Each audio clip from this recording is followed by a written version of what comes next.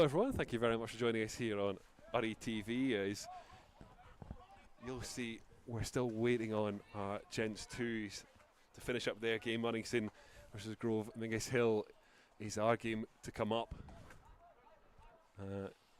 As usual, myself, Gordon McComb on commentary, joined by Coach Gareth. For this one, I was trying to work out how I wanted to do it. I thought Coach Gareth sounds appropriately a little bit Americanisms for you on that one. Yeah, it does sound a little bit formal, but no, good afternoon. It's great to be up here. And yeah, just it's good to have our Gents 2s on pitch just beforehand. Got obviously a bumper game here today, 4 games in total. Already had one this morning, just waiting for this one to finish before our Gents ones come on, just before our ladies ones a bit later on. Cool, excellent. We'll pick your brains a little bit about the L1s as well while we've got you here. But before we do that, we're going to take a quick look back at the last time the Gents were here, and they faced off against Western Wildcats, unfortunately coming out on the wrong side of that one. But we'll take a look at the pick of the action from that.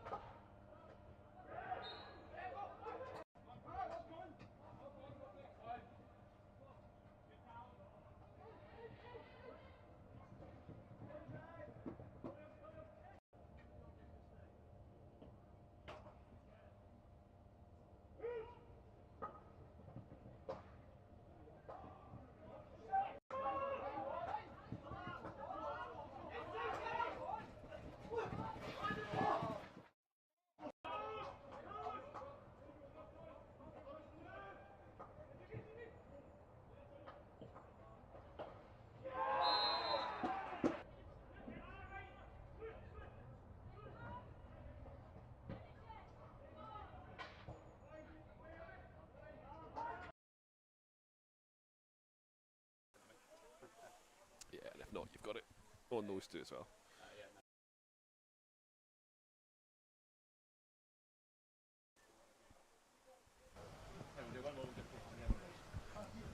It's not the trickiest, I say not the trickiest, it was exactly the opposite. A bit of a tricky home one against Western Wildcats for the Gents last time they were here.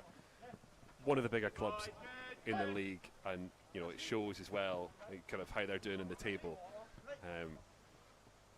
This is a slightly different task for them today, Gareth, as well. Yeah, absolutely. So Western Wildcats will have just been quite hot off their time in the EHL as well, just before that game where they beat the Czech champions in game 1, which is it's always big for a Scottish team to win in EHL. It naturally increases the Scottish ranking, which is great. Hopefully it means we can get second teams and so on and so forth into the EHL rather than the Euro Cup. And then they obviously had the task of trying to play against Kampong in the EHL, which is no mean feat regardless of scoreline. But yeah, so obviously Western Wildcats here was always going to be a tough game, but obviously the Gents held themselves really well. 3-1 loss is very respectable scoreline against a team of that calibre, and likewise, when Grange came here, we were currently top. It was a similar story against them. I think it was 4-2 in the end. So yeah, actually against the top teams, they've held themselves into good account. And yeah, today's game against Grove, I think, is a slightly different challenge, but it'll still be probably just as competitive and just as physical. And we'll take a look at the guys' recent results just so we can rubber stamp all those good points you're making. That 4-0 trip on the road to Kelburn, the one that's happened since we last saw the guys here. It's really a case for the Gents about taking the same approach they had against Western, they had against Grange into these games, and I think we're seeing it in terms of the results they're getting versus Dundee Wanderers versus Kelburn on the road as well. Yeah, absolutely, and I managed to get over and watch that game against Watsonians as well, actually, and it was a competitive environment. Yeah, okay, it was a 3-2 loss. It was a corner on the final whistle, which you never want to lose in that kind of manner.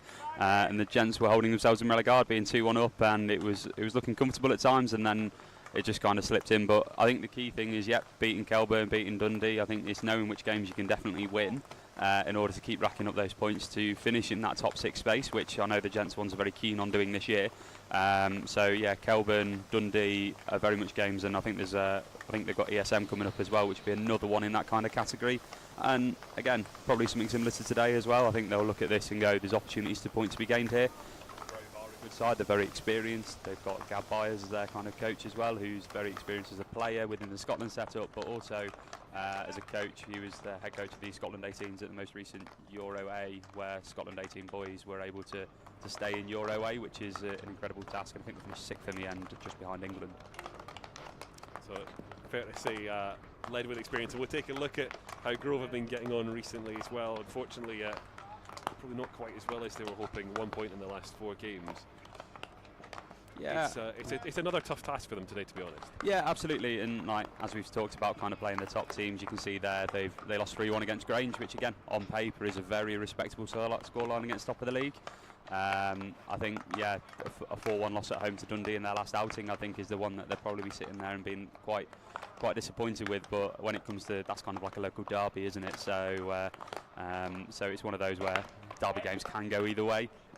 But yeah, 1 point in 4, they'll be certainly thinking that they can come here and maybe add to their points total. So it should be a closely competitive and closely intense game, which will be quite exciting to watch for the neutral. And we'll take a look at how those recent results affect the table heading into today. We've already spoken a little bit about how Uddingston have fared at the top end of the table versus, like you see there, on top Grange, followed closely behind by Western as well. And the teams around Grove already picked up decent results against Dundee Wanderers and Kelburn. It's just about, you see on that table, there's a top 3, a very clearly defined top 3. And for that next 3, you've just got to try and keep as much pace behind them as you can, and keep yourself in the hunt for one of those top 6 spots. Absolutely, and I think you've touched on I think it's quite historical within the men's side. There has been a distinct top 3 over the years, and to no surprise is that Grange, Wildcats, Edinburgh Uni kind of combo. But then kind of after that, 4 through 8, 4 through 9 always tends to be quite competitive when it comes to the split. For those that aren't quite aware, the split happens after the first 11 games when you played everybody once. So after this weekend, with the Gents having a double header, they'll go in with 2 games before that split. Edinburgh Uni tomorrow will obviously be a very intense and very different kind of game than what we're expecting today. But if you look at who else they've got coming up, ESM and Inverleith, I believe, are their other 2 fixtures left, which at this moment in time, Inverleith are kind of in that kind of chasing pack, and ESM are slightly further down. But if you look at the league table, you've got 7 points separating 4th from bottom. So it shows that actually it's quite a competitive league outside of that top 3, and it can be pretty much anybody's game. So important to hit form at the right times. The guys just finishing their warm-ups. We'll take a look at the 2 teams that have all start, obviously, with the home team, and take a look at who Tom Hyman can call upon today. Much expected, as always, of Captain Stephen McKenzie to lead from the back as he's done so often. Young Louis Gardner put in a really strong performance against Western Wildcats, hoping for more of the same. Fahmi Khalid as well, absolute threat from short corners. So certainly one to watch from the set piece situation. Absolutely, and I think this is the one thing that the Gents have been quite quite fortunate with this year, and maybe not fortunate isn't quite the right word, but actually blessed with in terms of a number of corner options as well. Whilst maybe in previous years it's been heavily reliant on one individual, but as you've kind of touched on there's Fami, who's obviously a corner threat. You've also got the likes of Finn Halliday, and you've got Jed Campbell as well that can also be threats off the top. So yeah, expect Uddingston to be quite lethal and quite threatening when it comes to penalty corner attack today. We'll take a look at the visitors as well. As you see, Grove, you've already touched on Gavin Byers there, someone to be acutely aware of and what he poses in that Grove side. Yeah, absolutely, and well, I think when you come up against anybody that has senior international caps and the kind of the length and longevity that Gavin Byers had of his senior international career before he retired last summer, I think he's always going to be a threat, regardless to kind of how long ago they retired or so on and so forth. So it's going to be one of those, definitely watch him trying to pull the strings, but also kind of manage his side at the same time, as well as kind of in that player coach capacity. Not something you ever consider getting back into, try to juggle both, or just stick with the ladies' ones, the director hockey? That's enough for you already, Gareth. Yeah, no, I probably enjoy my coaching a little bit too much to focus on the performance side anymore. But yeah, I'm more than happy to have a run around. I put the pads on and go back in goal for a game for maybe one of the lower gent sides, or pick up the stick and go and have a run around up top, because as most goalkeepers, we also think we're the best strikers as well. So well, you know how they do it. You know exactly what the strikers are trying to do. So you know how easy is it to replicate that. Yeah, indeed. When I score my first goal this season, if I play a game, then I'll let you know. Let us know. We'll plaster all over social media, all the big sides and everything. The good news is, as well, the guys are just finishing their warm-ups, almost ready to get things started here. Do appreciate all of your patience. For those of you tuning in, we're almost ready to get things underway here in the Scottish Men's Premiership match. What it does do, Gareth, time we weren't expecting to have so much of, is to have a little bit of a preview to the game that follows this one as well, because for all of you that are jumped on the stream looking for the G1's game and the G1's game only, a reminder, this is also the place for the L1's game to follow as well, and big opponents in Grange as well today for you, Gareth. Yeah, Grange have had a really good start to the season from a ladies' capacity. I think they're currently, off the top of my head, sitting 3rd or 4th in the league, just behind Watsonians, behind Western Wildcats, and kind of on par with Edinburgh Uni. They've signed well over the summer. They've picked up a few Edinburgh University graduates. So they'll definitely have strength in numbers. Looking down their squad list today, they've got some fantastic players in their depths. Like they've got Iona Colquhoun in goal, ex-Scotland under-21 international. They've got Tulunik McMorris as well, who's a current Scotland under-18. So they've got a good blend of up-and-coming players versus players that have kind of got some experience as well, a bit higher up. So yeah, it'll certainly be a competitive game. We've done our homework on them. We know what we're expecting, and now it's a case of can we go and deliver on our game plan and deliver the result that we quite like today. No tipping of the hat of things we should be expecting. I will say we were here doing a little bit of testing and sorting things out on Thursday night. Was keeping an eye on the short corner. I think there's a couple of new ones, I got to say. I think I spotted a couple of new ones. I don't know whether they're getting debuted before we get too excited, but I think there's a couple of new ones I saw. I can safely say there was one new one that was featuring. Whether it comes out today is a different question. But we have our corner playbook that we kind of go through, and once we know and once we're comfortable with what their opposition is doing from a PC penalty corner defence point of view, then it allows us to go through our repertoire of corners a little bit as well, rather than just being quite predictable off the top. It's especially in the women's game nowadays, if you don't have a core drag flicker, then it's a lot of routine-based stuff. So we are blessed to have an off the top option as well. So it's actually how do we blend our more direct options with some of our routine-based corners. It's a little bit of like either or for gents ones and ladies ones when it comes to penalty corner options. That guys have so much from the top of the D options that perhaps there's less we see less of the routines. Whereas I think with the L1s, you're more keen to throw the routines out and to keep opponents guessing in terms of where you're attacking from, rather than giving the same player a couple of chances to really hammer the same kind of point home. I think that's the nature of kind of the men's versus the women's game. Like the men's game, you tend to have, like, even from an international perspective, you tend to have a lot of kind of drag flickers within your ranks. Like I think I was reading something where the Dutch men's under-21 squad, I think they've got 6 drag flickers that they can rely on when they go to the World Cup. So they can roll through those options, and it might be flicking to different places, different castles. They might have bunt flicks. Whilst in the women's game, you tend to see that, like, again, take the Dutch from top international side, the women will have 2 or 3 big drag flick options in Jibby Janssen, in Matler. But then they will also not be afraid to use some routines as well. And again, you look down the England system, they've got Giselle Ansley, they've got Grace Ballston, but they've also not afraid to go through routine-based corners as well. And I think you tend to see in the women's game a lot more blended kind of penalty to corner attack options, but still heavily weighted towards off the top. Guys are almost ready to get things out of the way, and I was desperately trying to work out as you're running through all those options, and there were a myriad what a bunt flicker was. Indeed. Because I'm thinking of more in baseball terms rather than hockey, and certainly excited to see where that goes. It's the guys getting us underway for proceedings here. A little bit delayed, but we're underway. Halliday moving down the right-hand side.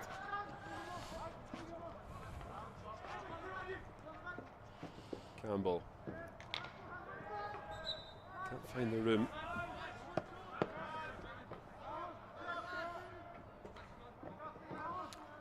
I think straight away here, Gordon, we can see the intentions of Uddingston looking to be aggressive on the ball, looking to be attacking and potentially favouring this right-hand side, as you then going down the defender's left foot. Something we saw against Wildcats as well is that guys' tendency to try and find space in the wider areas and exploit it from there. Very much as you were, as you'd expect, I guess, from Tom and Colt.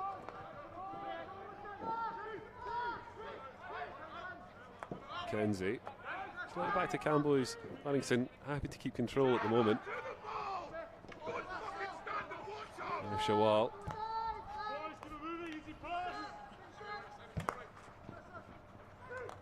Oh, that'll break kindly. Strachan. Tapped in at the far post. Well, just the start Uddingston wanted there. Absolutely, and as we said, it looks like they're kind of favouring this right-hand side. I think it's quite a well-known technique in hockey, just kind of attacking down the right-hand side. It's harder to defend because you're attacking down the left foot. And lovely pick-up by Max in the circle there, and then Mamat at back post for what was ultimately quite a nice little tap-in. Just reading my mind there, fair to say, Mamat won't have too many more difficult finishes than that. Pretty easy little knock-in, but exactly the routine that was looked for early doors. As Uddingston ahead in the opening couple of minutes.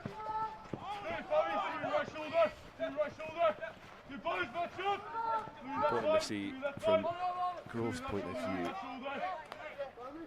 Quick response to this. Be disappointed to be going down so early in this one on the road. I think the most dangerous time for any team is once you've scored. That's when you're most vulnerable to concede. It's kind of a bit of a cliche in any sport, really, but it's how you keep it tight in those couple of minutes after you've just scored. And I think a little bit of lax defending just to allow somebody to come off your right shoulder, but it looks like the Uddingston have settled down a little bit more into this one now after that goal. A little bit of space for Shawal to crash into. Finds goal scorer Mamat as well. Just shoots just wide there. Difficult angle to try and work something to work the keeper there. Yeah, definitely a difficult angle. And then I think what didn't help him, he didn't have any other option in the circle. So it was either you try and bring the ball out there, or you try and manufacture the option yourself. And he went with the latter, and unfortunately didn't quite get the angle that he wanted.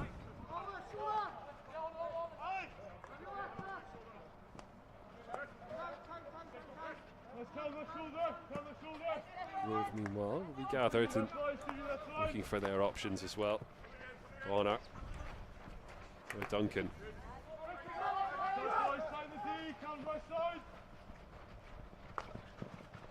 Goes for the direct driven pass through the centre, but there's Callum Darrick on hand. Just in these initial transactions and initial displays that Grove are doing at the moment, it looks like that they are favouring the slightly longer ball option and looking to deliver to circle, just like that example there. It's like you knew it was coming.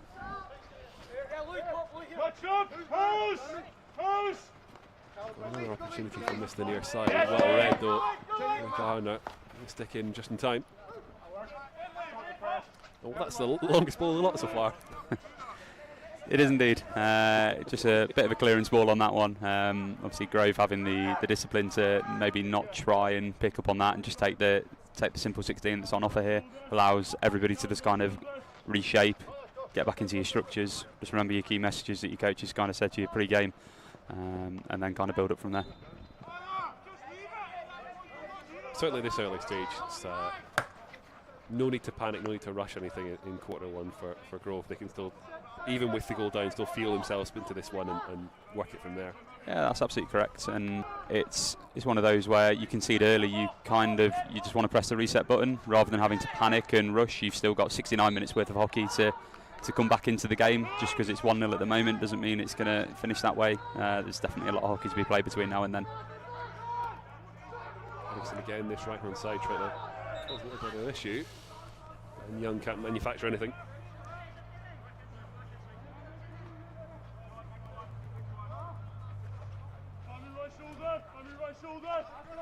See, I'm trying to see quite where Tom's changed things up, because there's certainly different rotations we're seeing in the centre of the park versus the last couple of games we've seen from the Gents ones. Working the training ground starting to pay off. Spratt forced backwards, but gives Grove a chance to shape up and find positions. That's the target, and he's able to nick it back as well as Spratt. Crash down this right hand side and force an entry into D, and a couple of little nibbles is too much for the umpire. This is where Uddingston needs to be disciplined in these kind of spaces, just on the edge of the circle. Anything that seemed to maybe be a bit too rash, and we're all aware umpires are more than happy to upgrade if they deem it to be a bit too harsh, a bit too kind of physical or a bit too deliberate. They'll look to upgrade it in and around that kind of space. Maybe not this early on in the game, but something to definitely watch out for in the later quarters. That's about a goal coach on you, but we'll hold a pin on that. And Shawat pushing down right side, looking for that early options. Couldn't quite see a route to D. And then that's the experience of Gav Byers that we talked about on Grove's point of view, just lining them up, deciding the right time to put the tackle in, and getting the free hit out at the back of it. So just going back to your previous point as well about having the kind of umpire's mindset of how they're going to approach indiscretion, should we say, early in your head for quarter one. That's certainly the coaching you're coming at as well, wanting to make sure the players know now rather than worrying about later on. Is it doesn't quite come together for Grove for that long pass forward. Opening, it just looked a little bit too easy against Uddingston there. This way, well, I kind of talked about earlier, we just need to, from an Uddingston perspective, can't be too slack around the back. It looks like when we're off the ball, we're playing man-to-man through the back line. So in these kind of situations, there shouldn't be players being as free as that. James trying to step forward and through, he's pulled back. A bit of consternation from him at that decision, but Uddingston was looking to try and push forward. He'll pick it right back up though, will James. He'll find a way through the left, and it'll go against Derek for a stick challenge just there. Yeah, so this is where the umpiring mindset comes in. So that's a slightly harder whistle, which probably is a bit more of a right. Okay, that's enough for you. So if it's Callum there again, probably doing a similar tackle a bit later on, then I wouldn't be surprised if the near side umpire then look to penalise that a bit further.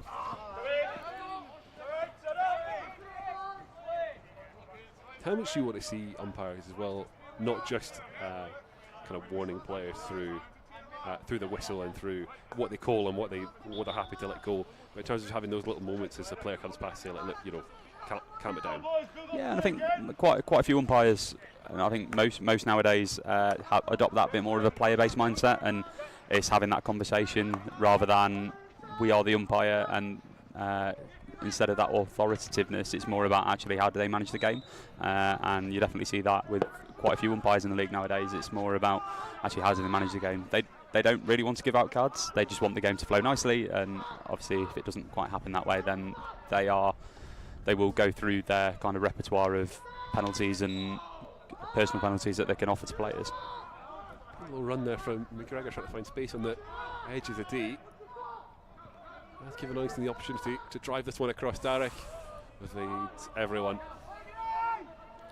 Similar situations where the goal came from. It's that kind of right baseline space that ultimately the ball ends up coming from. Good free hit on the edge of the circle to manufacture that right side space, and clearly identified the space in that kind of a left post area, that back post when delivering, because again that was similar position to where goal 1 came from, and it's just making sure that Uddingston can kind of get players in there, and if there was somebody leading in but maybe just a touch too late.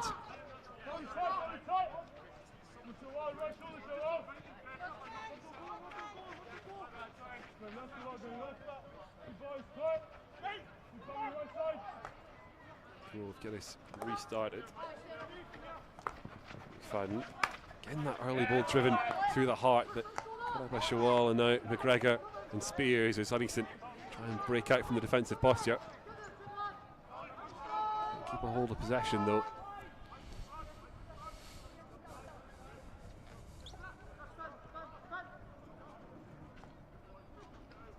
Kenzie trying to slow up the Grove possession and force something, get something as well.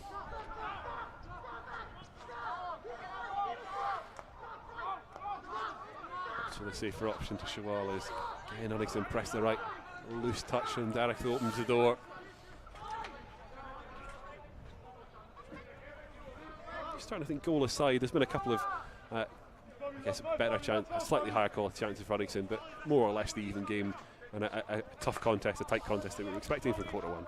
Yeah, and I think if we look on the balance of play, kind of, obviously Uddingston have had the goal and they've had another goal scoring opportunity since then, and actually defending relatively well at the moment. So that as it just kind of goes through there, but everyone was kind of picked up, whilst Grove I think appear to be quite content with the ball at the moment, looking to create the opportunities and then looking the opportunities to play direct. So yeah, it's definitely, I think it's now kind of settled into the natural rhythm of the game that we potentially anticipated pre-game, but obviously Uddingston with that 1 goal advantage at the moment. It's up to those on the pitch and those getting rotated on and off to try and disrupt what we're expecting to see. Gardner, Ifami. Got options ahead, thinks he spots one with the aerial. That'll land for Strachan. Hand in the opening goal is Strachan, but can't drive forward and create something there. Happy to lay it back though and let teammates have another drive.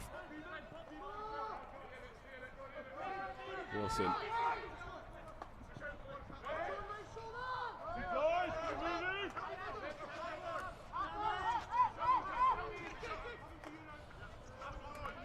A lot of energy from Uddingston as they keep possession and try and move things around, but ultimately there comes to nothing. Yeah, and that was a great ball from Jed onto Stevie just there, allowing Stevie to pick up across the body and drive, and this is where actually number 11 Gardner, kind of right half, then probably should have looked to roll ahead, so then Stevie had the connection slightly shorter rather than just looking for that line ball, and then we could have kind of started to create those kind of similar opportunities that we saw right at the start of the game. Sure, that'll be something you pass on when the teams cross over between the two games. Is Fahmy and Wilson both called into defensive duties. The final few minutes or so of quarter 1.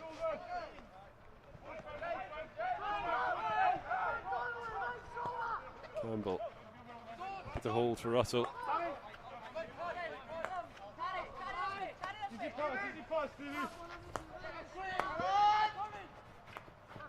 Gardner just dropping back off and into defence.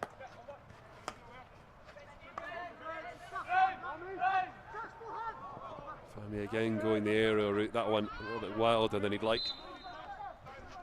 Yeah, I think he just got that one stuck in his hook a little bit and maybe put a little bit too much right shoulder through it. He's just dragged it off the pitch on the left hand side. But looking around kind of Uddingston's back line there, they were quite fluid in terms of, so Stevie just drifted out to right there, and Gardner just kind of dropped into that middle space. So they are happy to fill spaces, and that's kind of where the hockey is at the moment in terms of actually it's not just I am a left back or I am a right central defender. It's being able to create that fluidity and creating those options, and that's where those spaces will start to appear. And ball deflected through. Mamlat has just rotated on. Scorer of the only goal in the game so far. He's looking to carry Uddingston forward. Finds Gardner and now Campbell. Uddingston under pressure but content to hold. Whoa, a little error at the back and hand possession away in a dangerous area.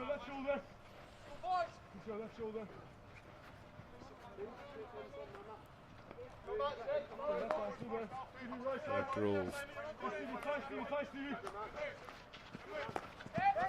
Deep into quarter one.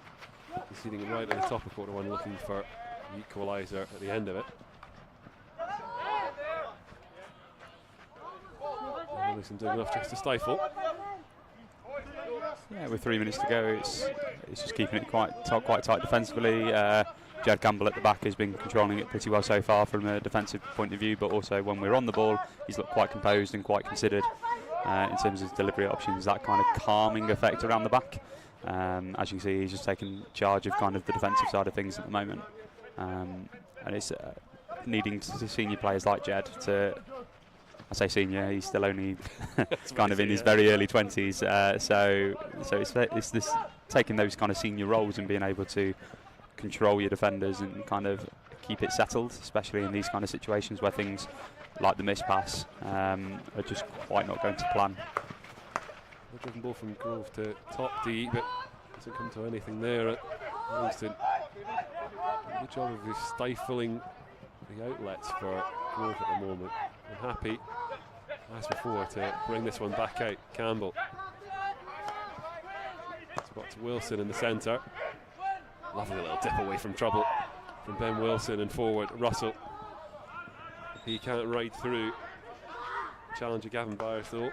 Wilson. Oh, that could break. Oh, wild swing from that shack in there. Yeah, Max saw himself in a really good space. I think he's starting to see his name in the newspapers on that one, if that had gone in. But this is where like the swing and the miss rule is quite an interesting one. I won't stand here and bore you, but there was kind of no defenders near him, so the swing and the miss is given for danger. But if there's no one in front of you, then technically there's no danger. So. Well, the good news for Max is because he didn't make contact with it, it's probably avoiding the highlight reel more than anything else as well. He got a chance to make amends. He's in possession there and trying to drive forward before the umpire's whistle brings it back.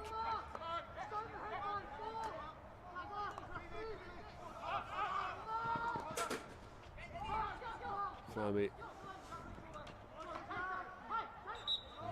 Just breaking down on the right hand side. This way you just need to manage the clock. Just 30 seconds left in the game.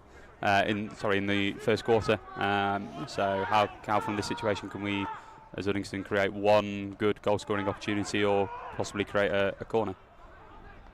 Russell's pass through the heart. And we find those in white as Campbell forces the turnover. Wilson. Not too much shielding.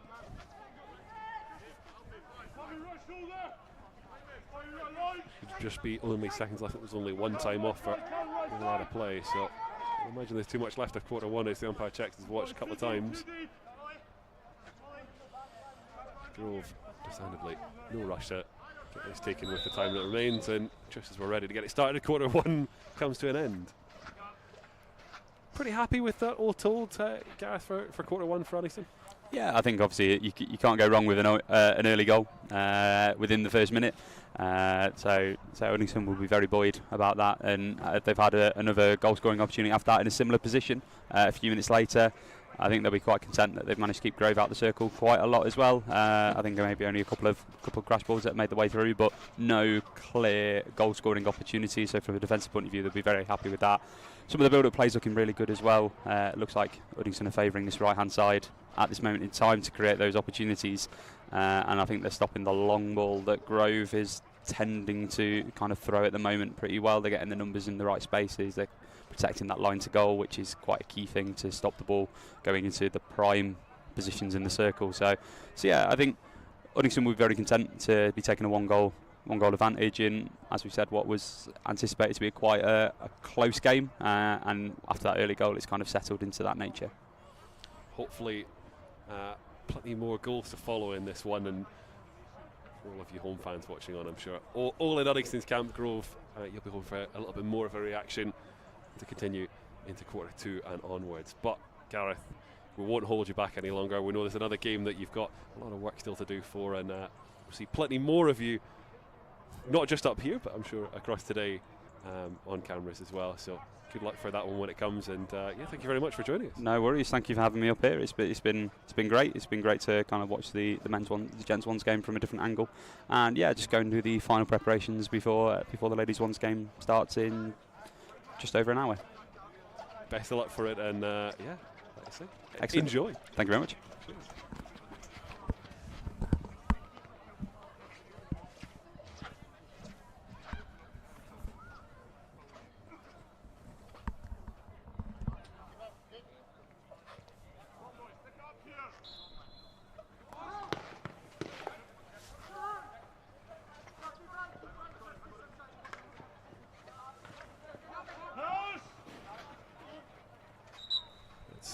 Quarter 2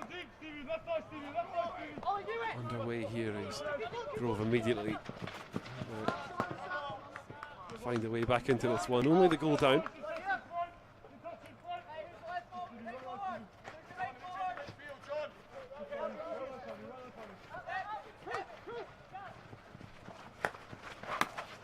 Finally the driven ball through. It doesn't quite work out for Grove, but again that crash ball that's been talking us through so eloquently in quarter 1. Grove see how it comes from. Donald forced wide and trying to drive that via foot. Has caught Finlay Harley's foot there.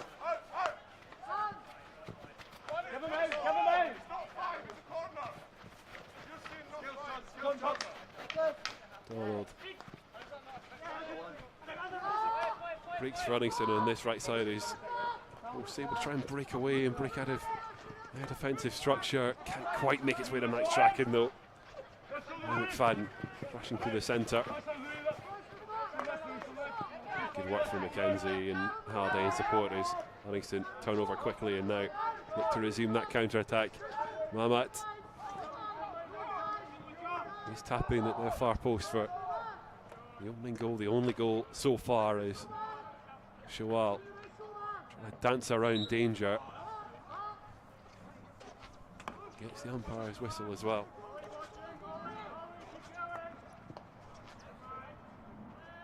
Driven ball edge of the D, but Max Strachan can't come away with it.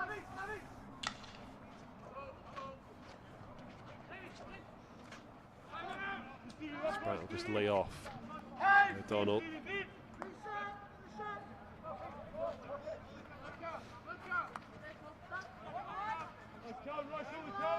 It's Grove. Probe from right now, that crash through the centre. He's off as far as Peyton. A little reset, come back in. Just struggling at the moment, our Grove to get over 23-25 2. And it does get over there, crash it down towards the D. Another opportunity there, but Stephen McKenzie first to it.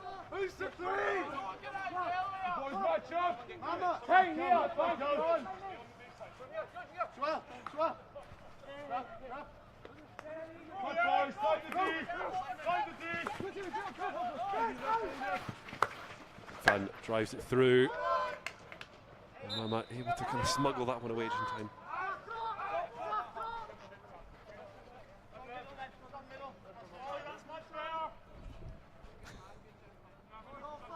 Yeah.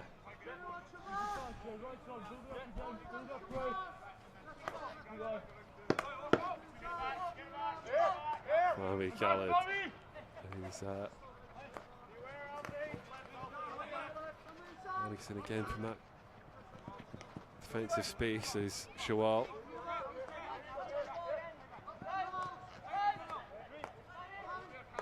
Now Campbell.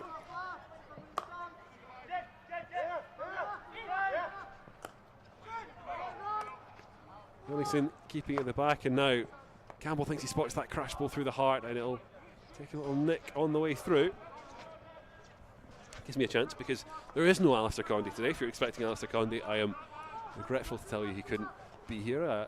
His Gents 3's game pushing back at exactly the same time gives me a chance just to say, if you don't follow at Uddy Hockey on our social media channels, you see all of them listed on screen right now: Facebook, Instagram, Twitter, X, however you like to call it is. Chance opens up for Uddingston in the D. Little roll. Doesn't quite come to anything from Ben Young. Just check at Uddy Hockey on any of your social media channels to find what we get up to. Well, I say very happy with how TikTok's looking, so get yourself across on that if you haven't already. And Grove crashing through the heart. Fahmy Khalid, lovely, really important step across to close down that space. Just as things looked a little bit open at the back. And if you're watching the Grove Persuasion as well, a reminder to make sure you're following Grove on all their available social media channels as well. Best way to find out what's going on with your local hockey club.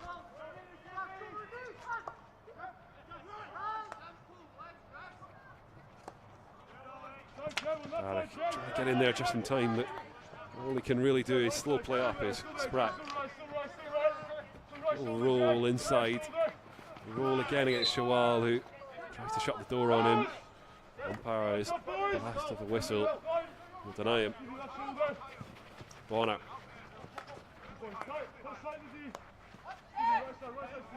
Back to Byers, who's happy to sit and hold and wait for the right option. Drives it edge of D. Trying to beat something out of Louis Gardner.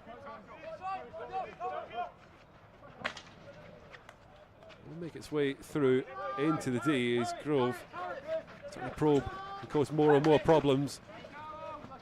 Alan Darragh, the clearance coming from him just there. So important is the Vista is growing more and more into this one.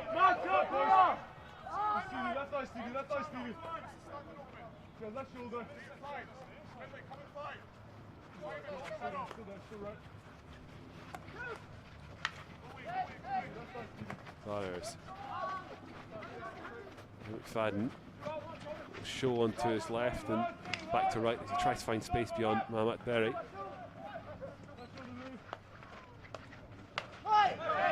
David from McKenzie. Oh, and the short corner is what follows. Just got a little bit scrappy in the last couple of minutes for Uddingston and made to pay for the set piece now, and Grove will be looking at this as a way to pull back level.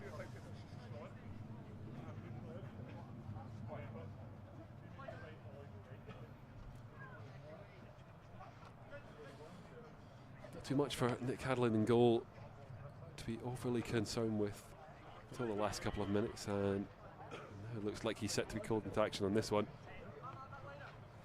As the organisers with the defence.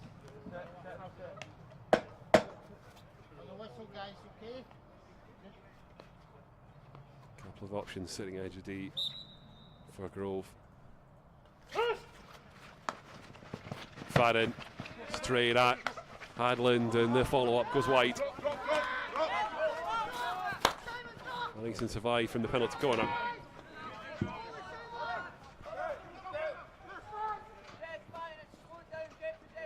Rotations between both sides as that's play, I think, got stuck around about by one of the dugouts there, but back underway. McKenzie. Uddingston need a response after the last couple of minutes have Vistos asking all the questions.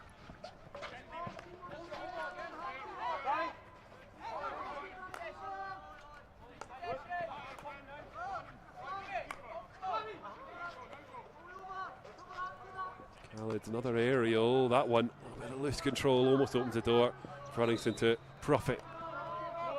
Makes the pressure, relieves from the umpire's whistle for Grove there.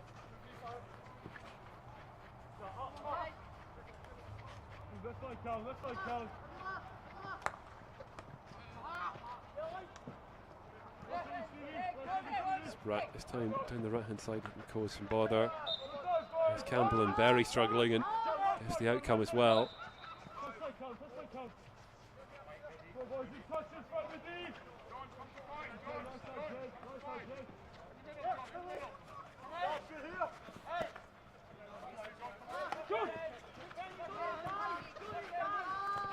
Byers under pressure. Keep a hold of it for Grove, but what can he create now? Driven ball into the heart of the D. Spratt. There's Campbell to slow him down. Between Campbell and McKenzie, it's cleared, and Spears. Now Shawal as Uddingston try and work this forward quickly. Ben Young on the right, looking for options in the centre as he's a little bit of contact, but down to the ground, nothing interesting from the umpire. There's Byers. This game's starting to open up a little bit more now. Both sides firmly found feet now.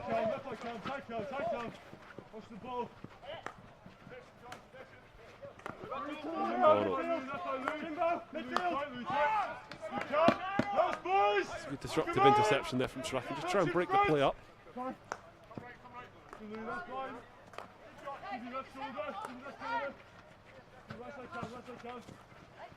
McFadden avoids the press and no Byers.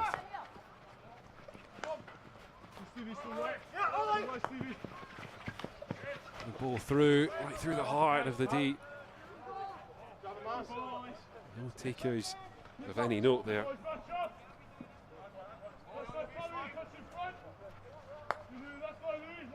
The hole sitting high wide left. The heart of the issues that Grove are starting to cause. Byers and then McFadden. Oh, they touched just too much. Connor Chapman.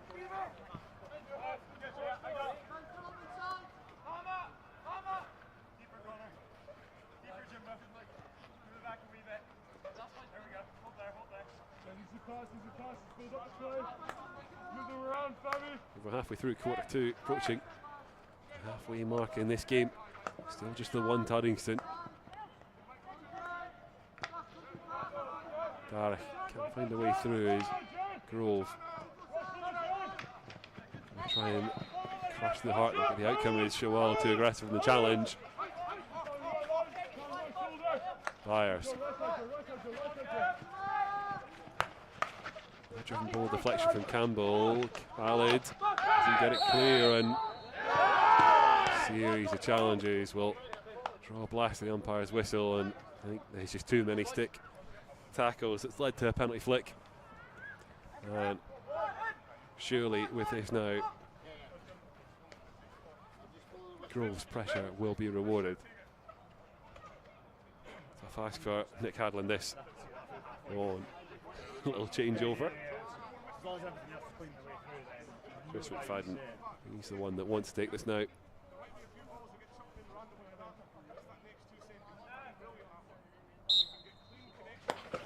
And finds his way through as well. Grove back level.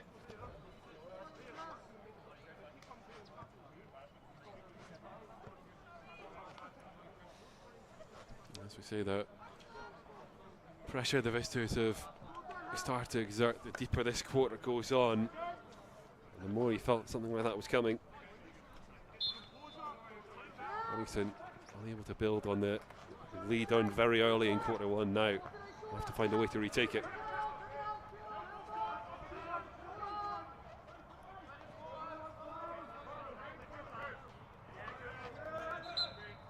Oh, nick off the foot from Joe Russell.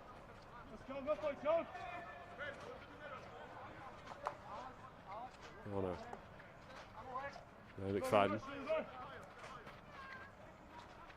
Just the aerial. I don't think quite gets the contact he wants. There's McGregor, who's knocked to the deck as he tries to bring that one under control. Then Young trying to cause all sorts of issues. Just takes a little nick on the way through. Can't find its way to his intended target.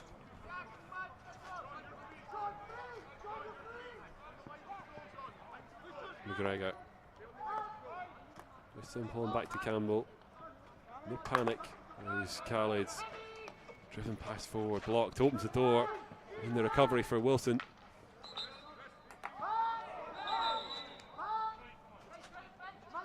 Just starting to get a little bit more feisty in this game as both teams know how important the win is here.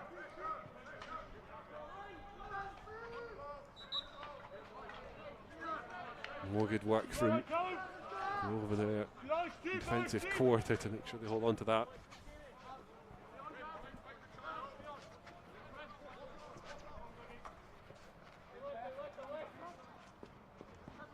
Young immediately applying the pressure on Byers.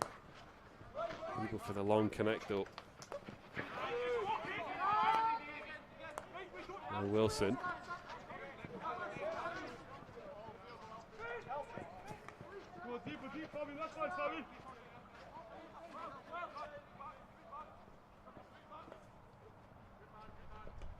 Keeping this on the right byline or in the challenge. Sorry, they lose out Wilson again, causing a little bit of nuisance in the centre of the park. Oh, little deflection off McGregor's miscontrol into Spratt. Just a quick grimace and he's all right again.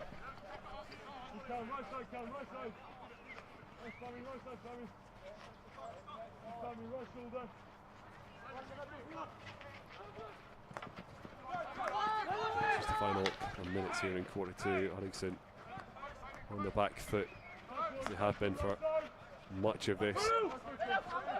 Oh, a little bit slack there though. Uddingston lets it come off his foot as he can't quite bring it under control. Campbell. And Russell. Give him straight back. Uddingston waiting. That shifting movement to settle into something they want to go for. Campbell finds Gardner in the heart of midfield in space. Gives him straight back now, Russell. A little bit loose in the touch, but he's able to recover, find Halliday. Uddingston happy to hold and move, and it's that little loss of concentration that's causing the issue. Is this control from Campbell heaps pressure back on the host.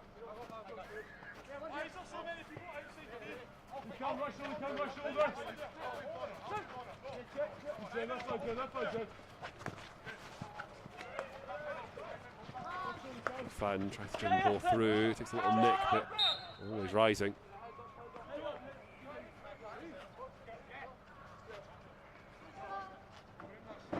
We'll stop the clock as they can get that recovered or find another ball. So a bit longer still in this quarter. Final few actions though. Here's Uddingston. Lost control of the lead in this one, pulled back level. Could do with a very, very late response in this one.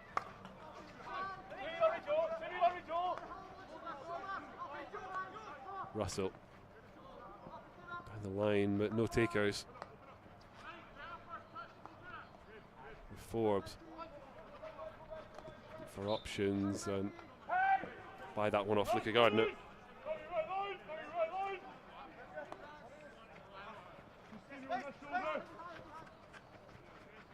Byers uses a little bit of strength to shield that one from Ben Young and McFadden.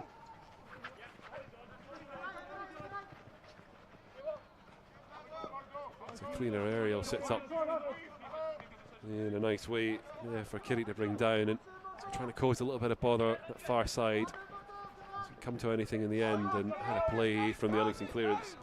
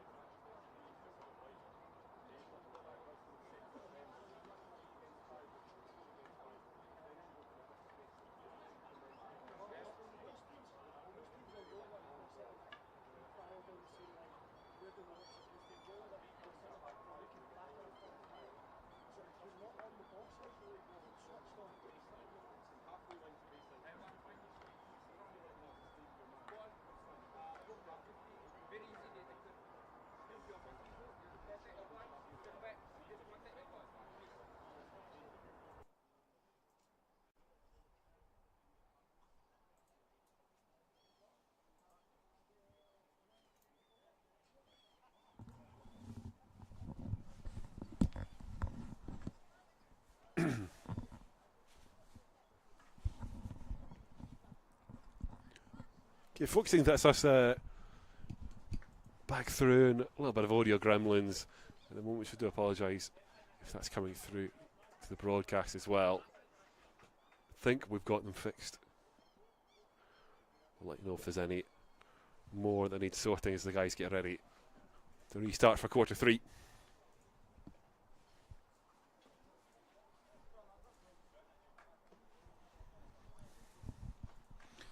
Just a reminder for those who could have joined us a little bit later on, it's at 1-1 at the break, as Uddingston with a goal early in quarter 1 to take the lead found themselves pegged back via McFadden penalty flick in quarter 2.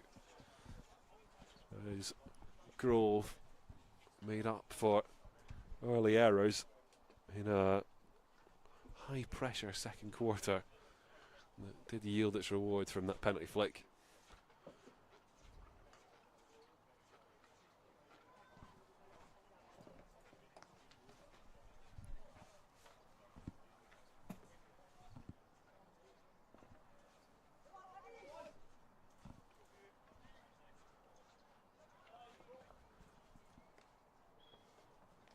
Captain Ollie James for Grove in the middle, ready to get things underway, just waiting for confirmation from the 2 umpires.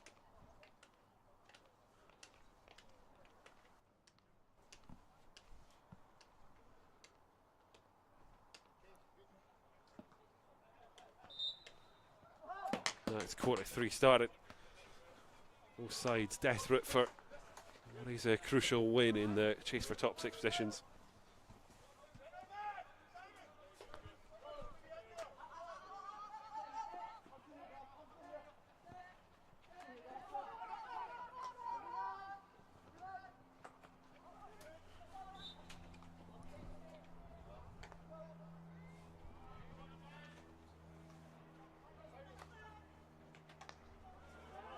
Mackenzie.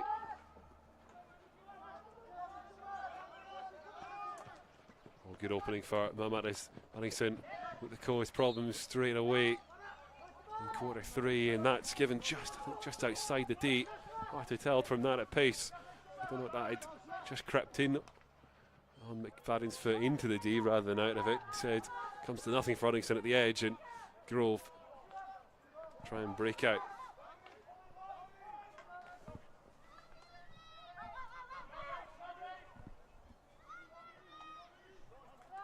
Aerial finds his way to Donnelly. Should say I hope that's Donnelly. The numbers our visitors have given me, I have Finn Donnelly down as number 6 and Mike Forbes is 9. But if that is the case, Mike, you're wearing a shirt that says 9 Donnelly, which has me just a little confused. So apologies if there's anything incorrect in the information we've got. Might have been one of those late swaps as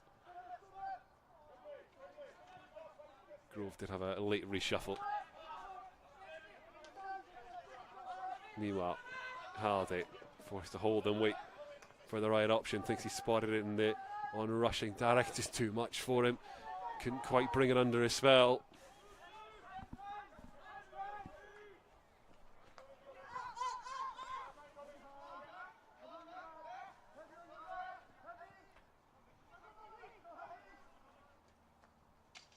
Byers. Another chance here as well. Byers. Now McFadden. Grove probe the right hand side now. Mamet can get something in the way, but not enough to turn over.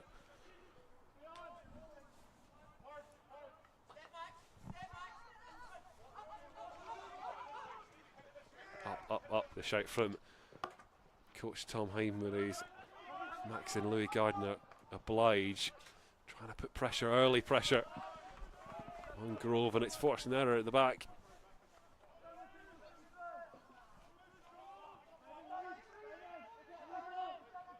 Shawal. Uddingston need a little more. Fahmy. Driven ball will run just behind. Not long for Uddingston. Yet to create a shot of their own. Grove the only one with the penalty corners. just the one for themselves, and the flick got them level in this one. Not too much from the set pieces to show. What could three bring us as Uddingston ask questions again in attacking zones. But a little error will bring an end to that.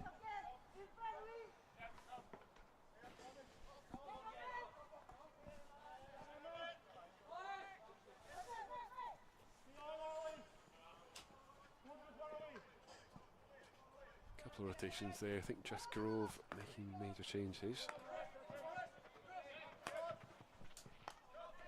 A few minutes into quarter three, maybe just a little bit of reshaping after the break. Mamat, Darek under pressure, able to make sure that's diverted through to Shawal. Darek. Oh, just loses sight of it as he tries to bring that under control and gives it away.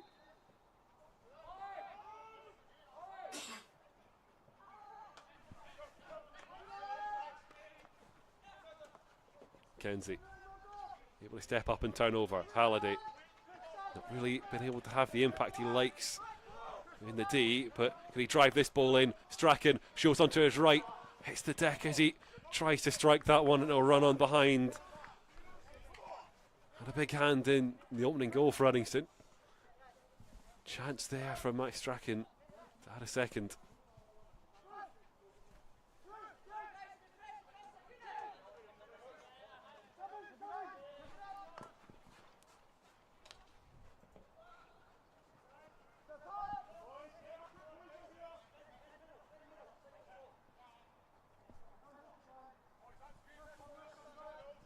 I think we're still having a little bit of audio gremlins in the soundboard, but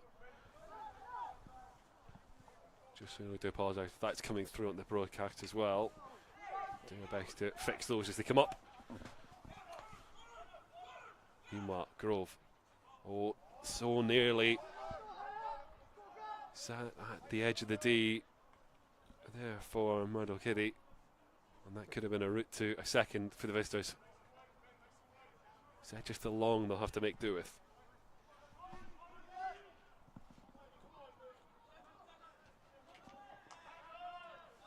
Good turnover from Uddingston now. Mamat with Max Strachan leading the charge ahead of him.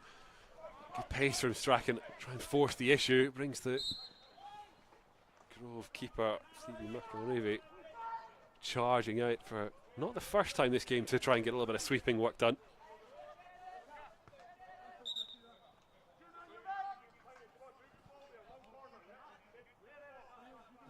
Short discussion with the umpires as Uddingston finally able to restart the game.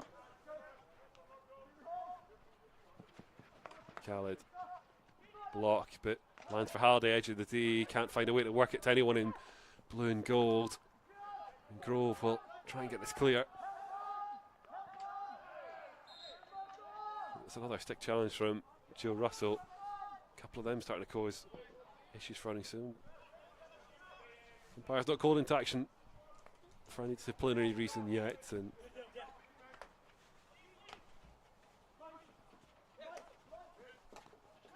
Campbell. Oh, lovely move. Jed Campbell dancing through the challenges, trying to do this all himself now. Can connect with Shawal. Edge of the D. Shawal Razak strikes this one, takes a little nick. Bounce on and behind. Shooting opportunity, a rare one for Uddingston in these last really 2 quarters now.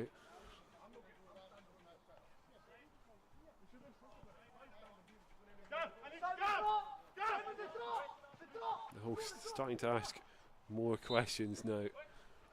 Starting to feel the pressure to retake control of the lead and establish themselves in this one.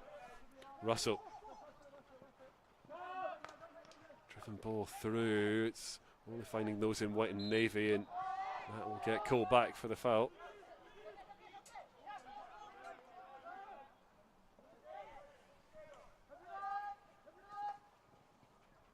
Ball through the heart. Look at Gardner, just about able to get something on it. And Stephen McKenzie sees green for, I think he wasn't quite aware that play had stopped. Another time he'd, what looked like pretty instinctively got that one away. Either way, green card shown and he's off. McFadden, little routine there from Grove, a little rewrite in the D, but doesn't come to anything. Another warning sign for the visitors, the threat they pose.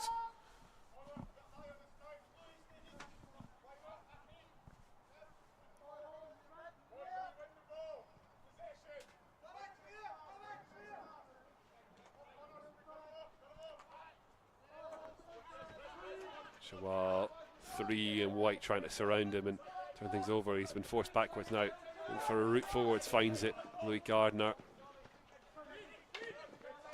He's trying to try and dance through a white wall, and doing so well is Louis Gardner. Important challenge. I think that's Ollie Hall got his stick in just in time.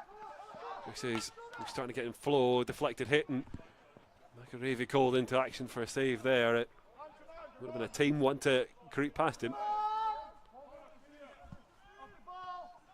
This game finding more and more life as it wears on. Fahmi Khalid.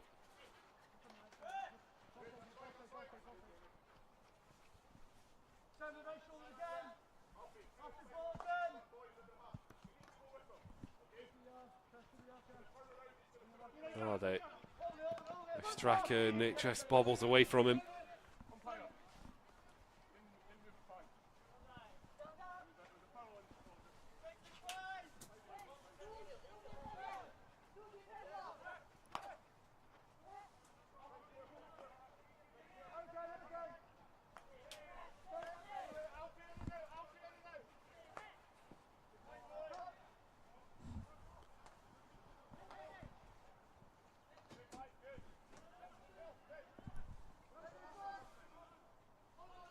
Grove looking for a response from that. A bit of pressure from Uddingston. Breaks down in the D. That's a shooting opportunity. Flashes across the face of Hadland's goal.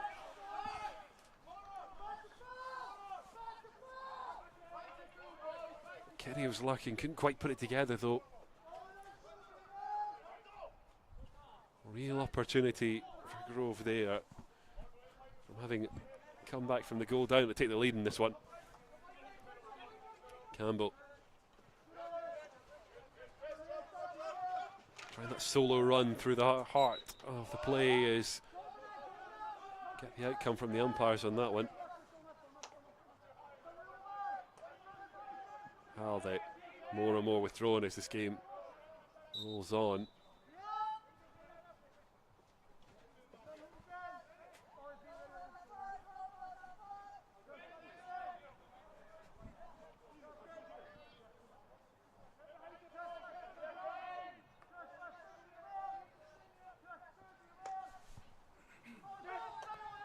Campbell and McKenzie.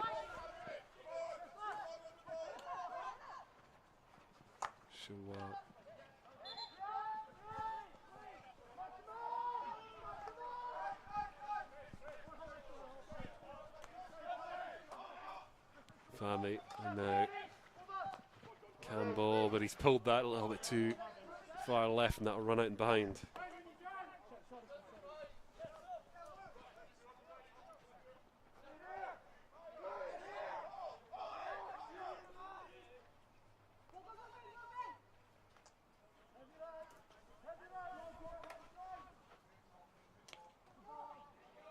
Russell in blue and gold, need to stream forward and look for something as quarter 3. Again, it's loose in possession. Quarter 3 doesn't have so many minutes left in it for it.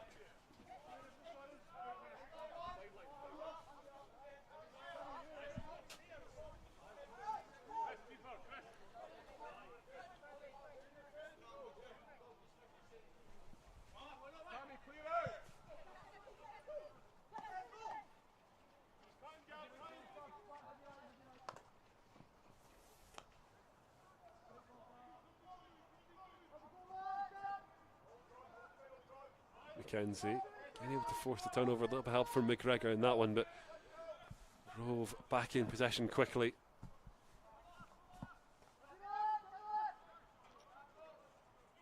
Wilson trying to hound in Uddingston midfield, but it comes to nothing is Campbell. Nice Spratt. Uddingston getting a little bit more ragged. Halliday. Look for the options as he wants to drive this one forward and forward quickly. Just a lot of McGregor, and Shawal Razak is trying to get there in time. Looks like he's just about able to keep that one in and keep play alive, but Ben Young can't do anything with it. Surrounded by two in white there. Uddingston able to keep the pressure on though. Wilson. And Wilson trying to ride the challenge, but Forbes can pick his pocket. Mamat finds his way blocked by Spratt, and the umpire decision because of it.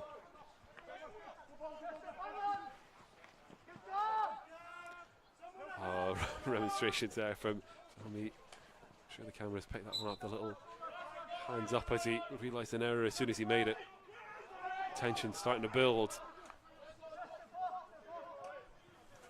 Next goal, you feel, is really crucial.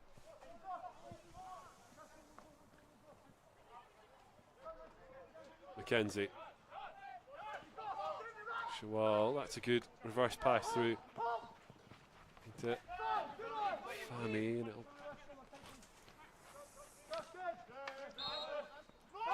still not quite work out for Uddingston. Still with control from that. Good work from Mamat to make sure he won something, but they wanted to cause more issues.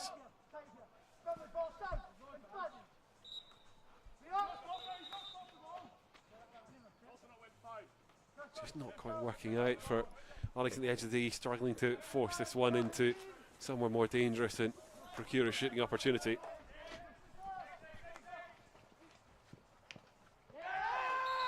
And there they do. Ball in towards Ben Young. Can see quite through the crowd. Safe to assume, I think that's come off a foot on the way. And Uddingston get their first penalty corner and a chance to retake the lead from the set play.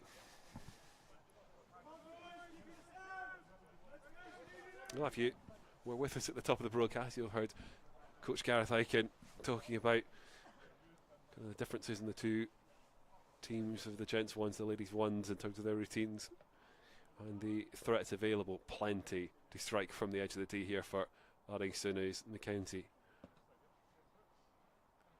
Got his tried and tested two. Goes for Khalid. Strike all the way through. Uddingston retake the lead.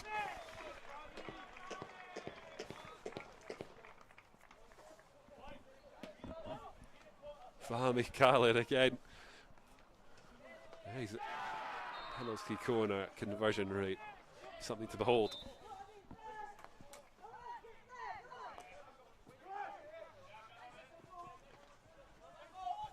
Uddingston finally starting to get their teeth into quarter three. Get the rewards as we approach the end of it. McFadden. His penalty flick that had brought Grove back level, and there had been a couple of opportunities for the visitors for that second for Uddingston. You'll know losing track of the league doesn't make them out of this one, not by any stretch.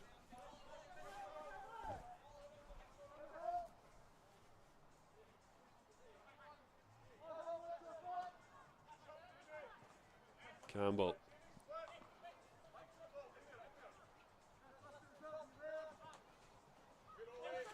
They're trying to work that towards Wilson, left side, doesn't quite work out.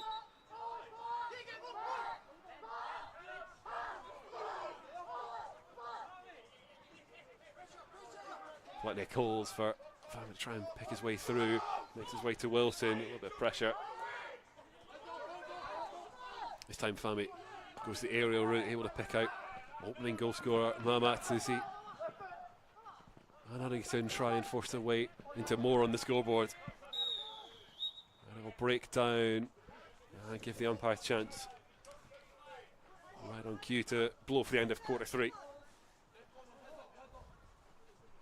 Well, this game has been back and forth. Plenty of drama, plenty of excitement. Don't imagine quarter four is going to be any different. Uddingston a slender lead heading into it, just the 2-1. Fahmy converting from the penalty corner in quarter 3. Pull the hosts level. Pull the hosts ahead, I should say. Don't know where I got level from there. Pull the hosts ahead as we head into the final of the quarters. Last chances for Tom Hindman to pass on instructions as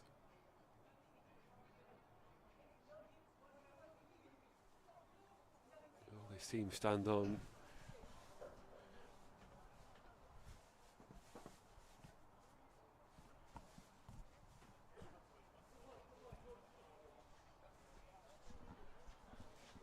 I think it's a really easy message for him. More of the same that we saw in quarter 3. Starting to cause more and more issues. Hadn't really seen too much of that. Such was the control over the game in quarter 1 after the opening goal, but never really probed and prodded at Uddingston.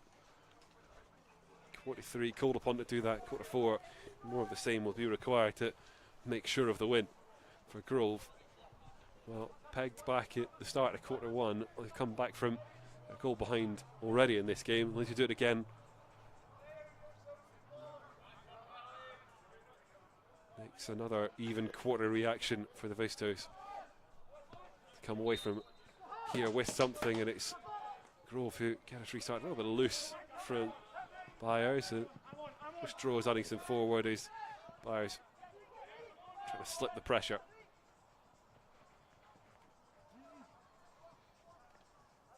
The pass and return as Grove trying and push down this left side, blocked.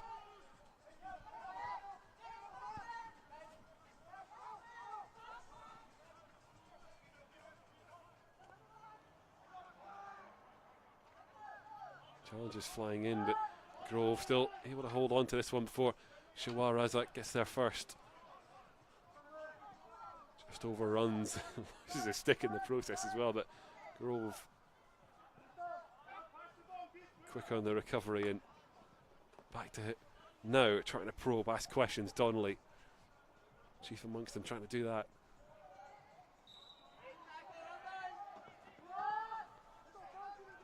Umpire's whistle though will stop any Grove attackers. Fahmy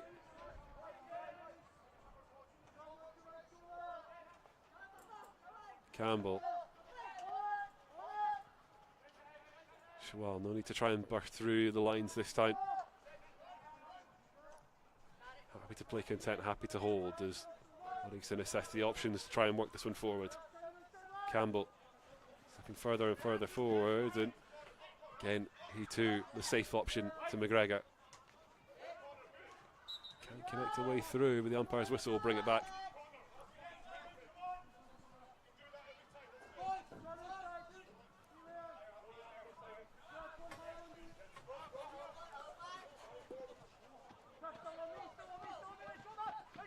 Mackenzie now opening for Uddingston. Halliday, ball across.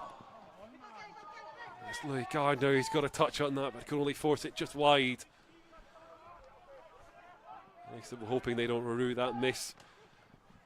That could have put them in control in quarter 4.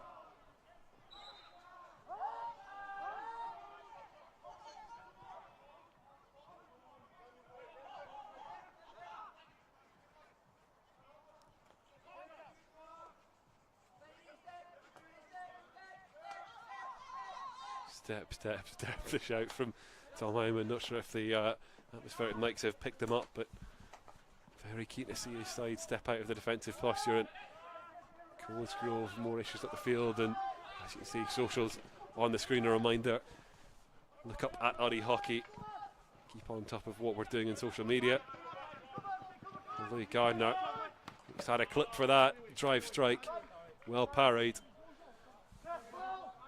Don't have Alistair Condy here to do his usual ad read for us. Gents 3's in action on the road today. Hopefully good game for Ali.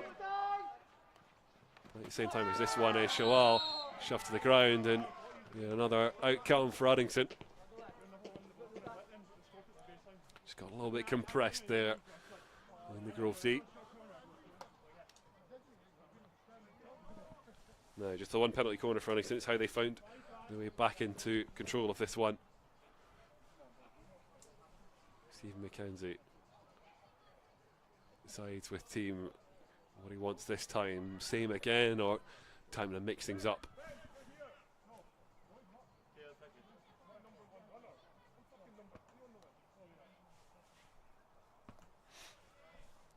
Other target, Jed Campbell. Plenty of success from the drag flick. Same again. Khalid finds his way through again. Uddingston gets some breathing room in quarter 4.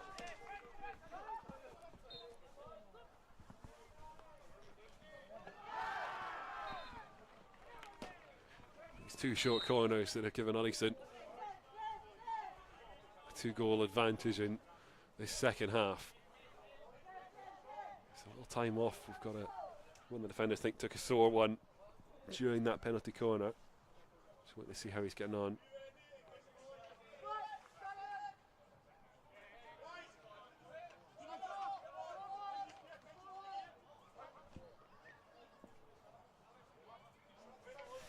I think it's just a discussion between whether or not it's Captain Ollie James deciding whether or not he's fit to continue, but has rotated it off now. Is Grove able to take the game back underway? Can't blame the captain in his situation, hoping he can stay on and hoping the pain he's feeling is just temporary. Have to wait to come back on to impact things. There's Uddingston on the hunt for more. McKenzie will keep it simple, keep it safe. Back to Campbell, now Khalid.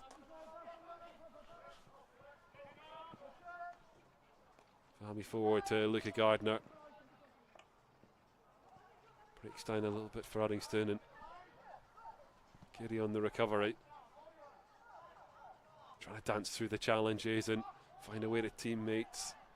Bonner.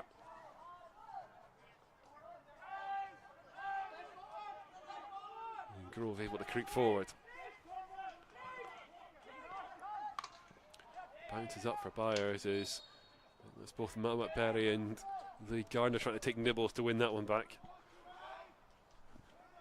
Uddingston tails up looking for more.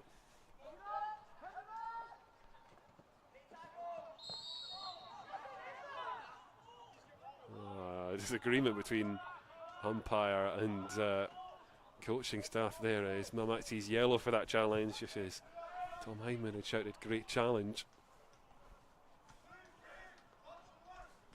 Don't know if it was one of those where the coach feels like he can shout it and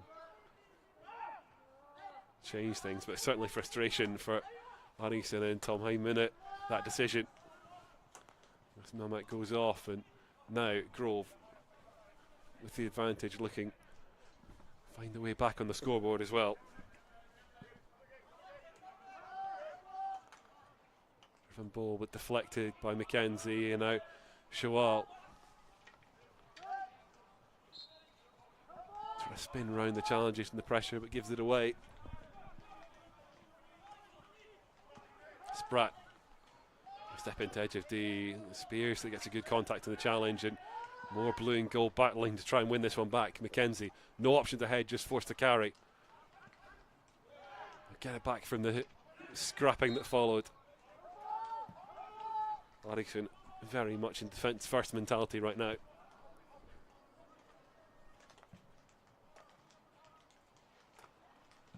Driven ball from Byers, a little flick. Doesn't put it into danger.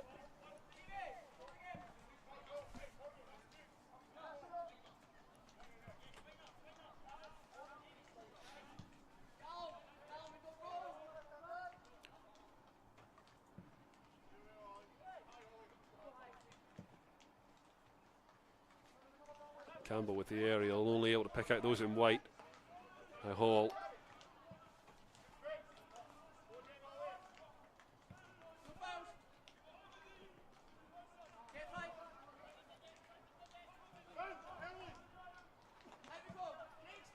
McFadden. And Byers is Grove working around the back and try instead of right going left. Don't like what they see. Back to Byers.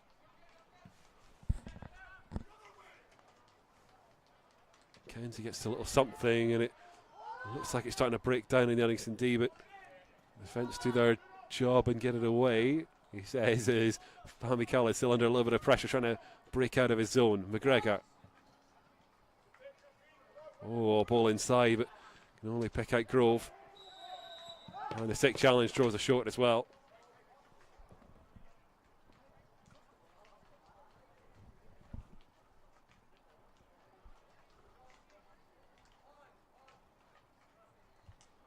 Now from the penalty corner, just over halfway through quarter 4 for Grove. You've got to be looking, this is a way to make the second half of this quarter very nervy indeed for Uddingston, and a way to force yourself back into contention.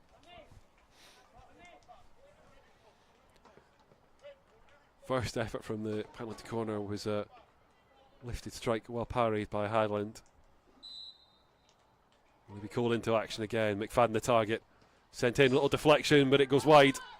Uddingston, Mackenzie want to start it quickly, but holds up there.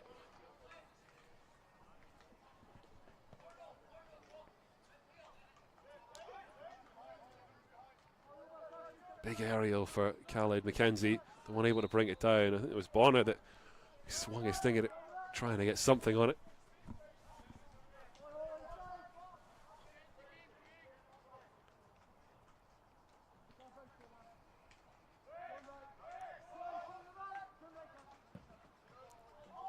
Round 2 for Fahmy to send an aerial. This time it is the Grove defender. He picks out Hall, who obliges in returning possession almost straight back to Fahmy there. A little misread on the pass and out of play.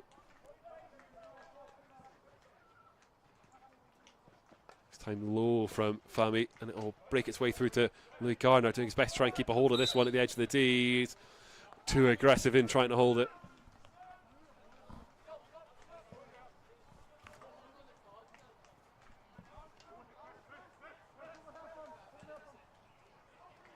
Bonner. Still time for Grove to mount a comeback, and this is certainly looking to do so. They'll get a chance here. A bit too much from Alex McGregor there. Byers.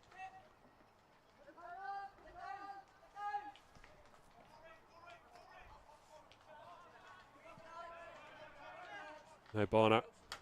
Driven ball, that'll run through, but shout there for Fahmy. Played it safe, just put it out of play. I think that one could have run all the way through.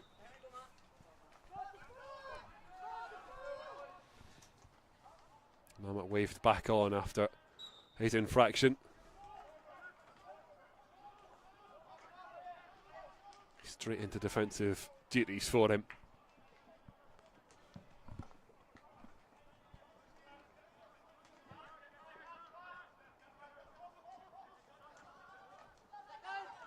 Byers.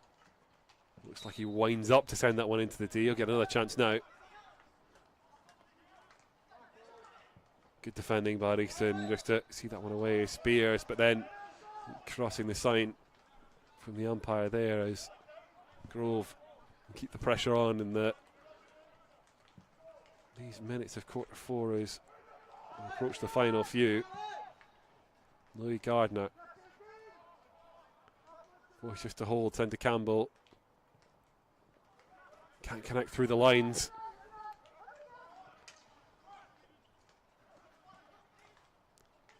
Umpires have to let play go on, and Grove waste it.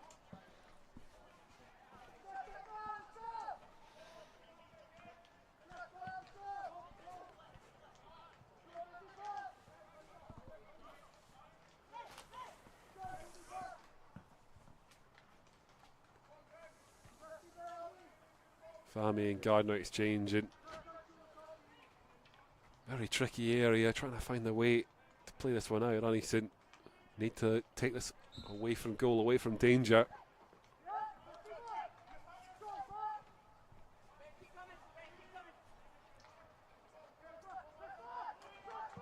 Kenzie able to do that with a long driven pass. Now Ben Young, who's been waiting up the top of the pitch for something to do, gets his moment but can't lay it off in time to Mahmat, who got the opening goal for Uddingston. A little bit too much shown to Lee Gardner, can force the turnover.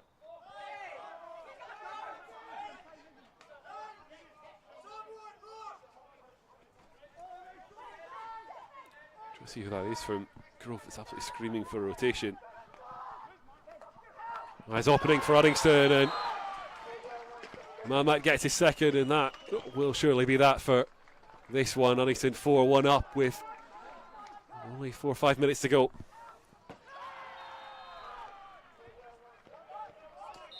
Another very simple finish for Mahmat Berry there. Tap in the opening minutes, and now as we're into the final few, looks like another.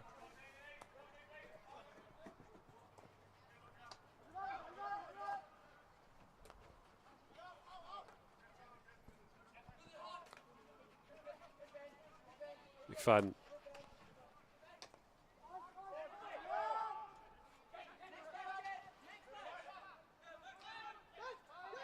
Campbell will force the turnover and hold as Razak can't ride the challenge. Byers sees the early ball forward and through. Chance for Grove. Hadlin forced into the save. Breaks down in the D for Grove.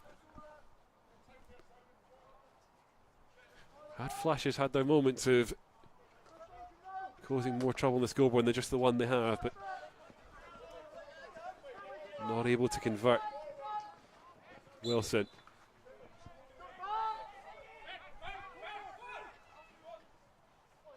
Young thinks he spots a quick aerial. Takes a little nick on the way through. Allows the host to keep the pressure on. Should be at least 2 minutes left. I think there's been a couple of time off that'll offset our timeout.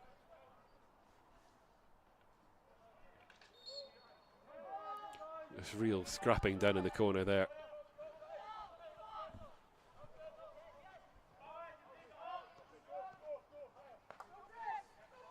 McFadden.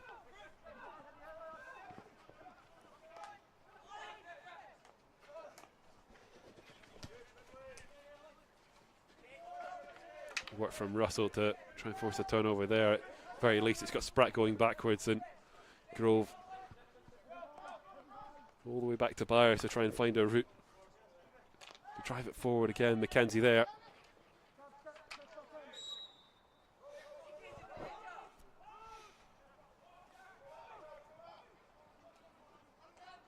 Spratt able to keep that one under his spell. Edge of the D, but shows too much to Wilson.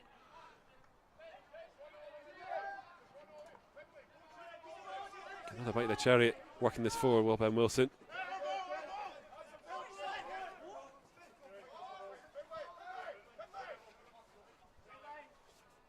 Duncan just about able to completely switch from right to left. Bonner. Right, the first challenge, trying to force this D bound. Get another chance now.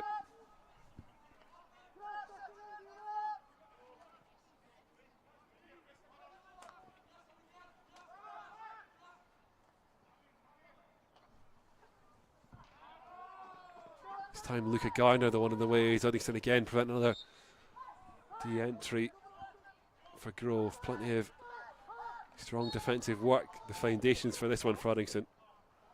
Scores are to stay this way. Final few actions.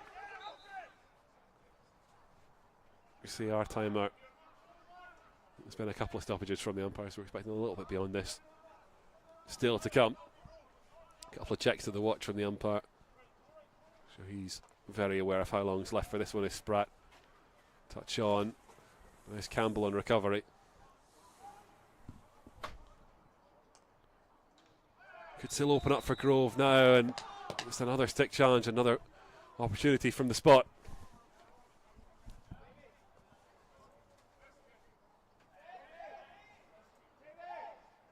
That'll certainly be a frustration for Uddingston. Series of players having conversations with the umpire about that one.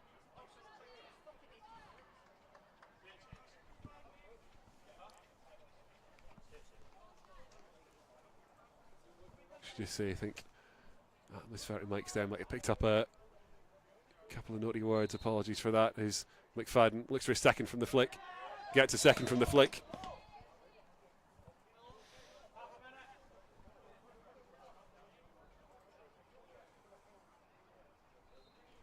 It's 2 from the spot for Grove now.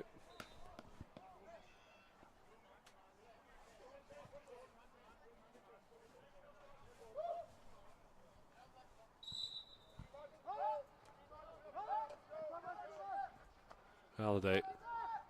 Imagine there's probably still a little bit of time left, but not much for Grove. It would be unlikely from this juncture as Uddingston asking all the questions. They'll get the short. Umpire gives it. There's the ball hits the backboards, and there's more complaints from Uddingston players there as time off called, and now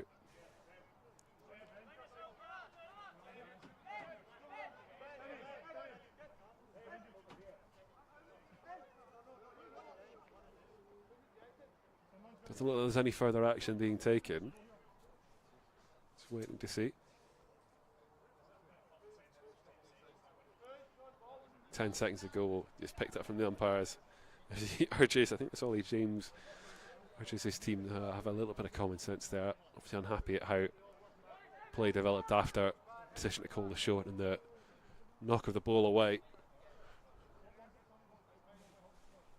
So by umpire's clocks, it's this and precious little else. 2 for 2 for Uddingston from the penalty corner.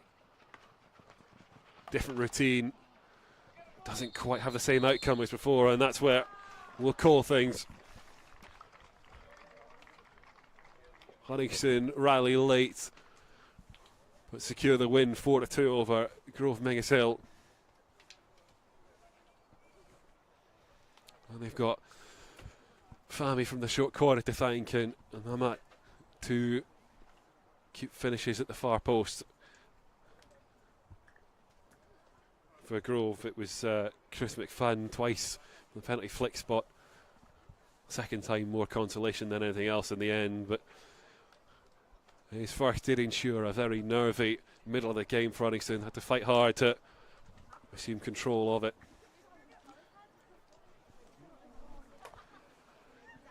We're hopefully, I'm going to let Tom have a little chat with his team. We'll hopefully have a little bit of a conversation with him between the two games.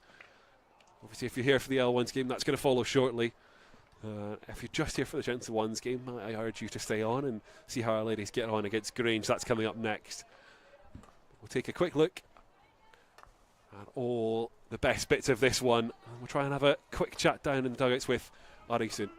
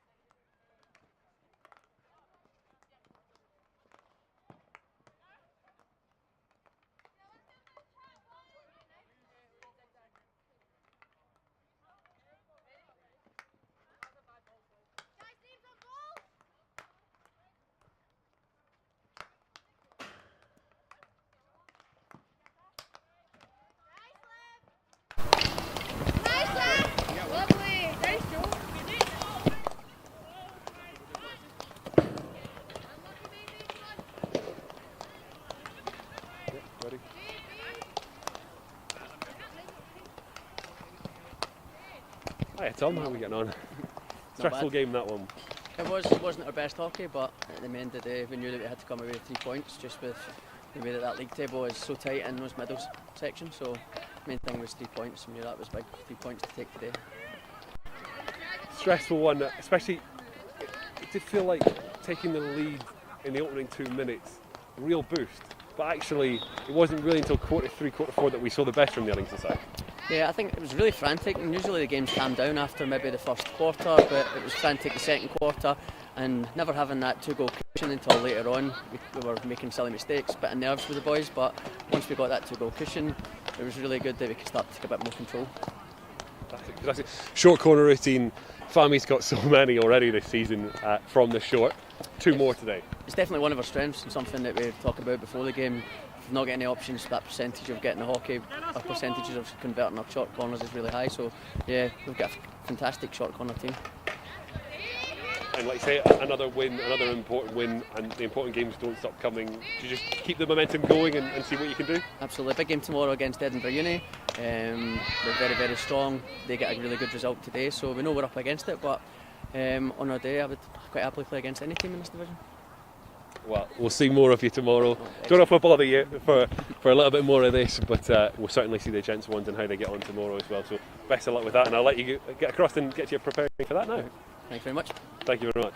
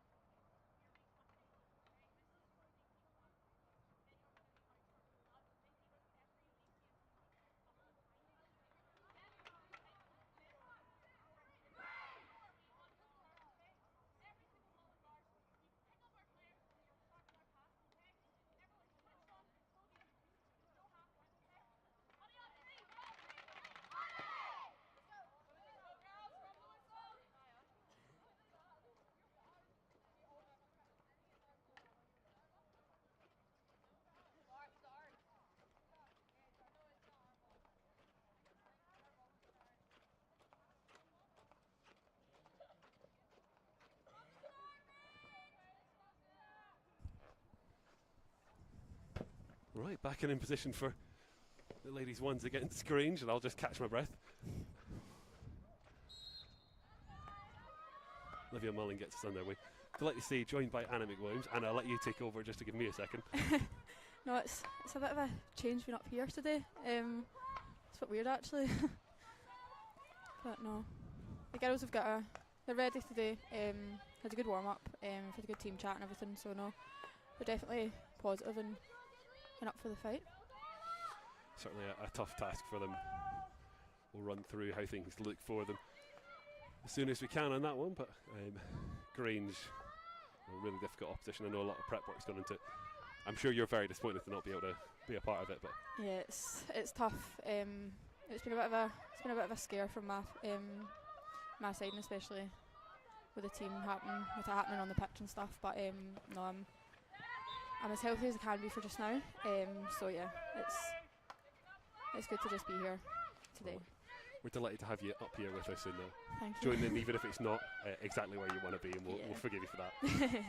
I'll be back soon enough, hopefully. Oh, big counter opening up for Uddingston here, Mullen. Can't find a way to force it.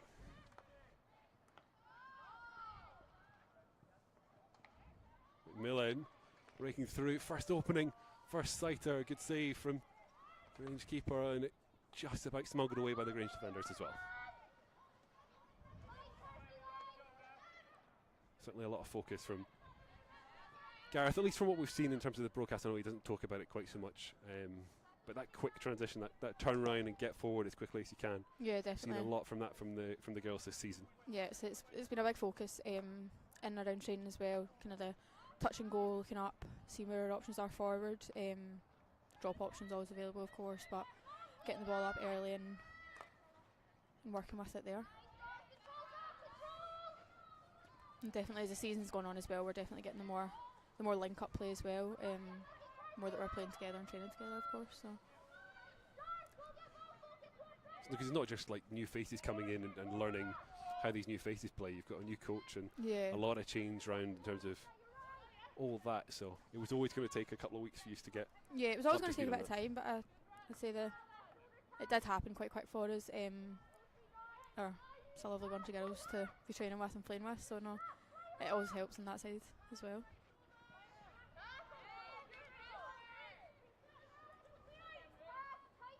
Let's see, push for top 6 very much alive and well, and okay, difficult one today, but certainly proven you're up to the task in the other difficult games we've seen as well, even if the results haven't always gone the right way.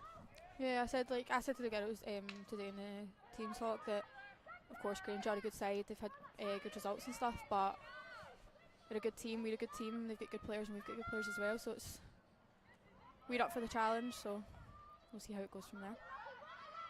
A big opening, crashing forward. Mullen got Sophia with her, tries to connect. Grange do just enough to smuggle it away. But heartening for someone as a midfielder normally to see how quickly that attack's working, that you're already seeing the shooting opportunities that we're getting from yourself. Yeah, of course. No, it's good, and I think as well. Probably the main focus is that when we get the ball up there, it's keeping it up there for obviously longer than we are currently, but it's bit by bit. It doesn't all come at the one time.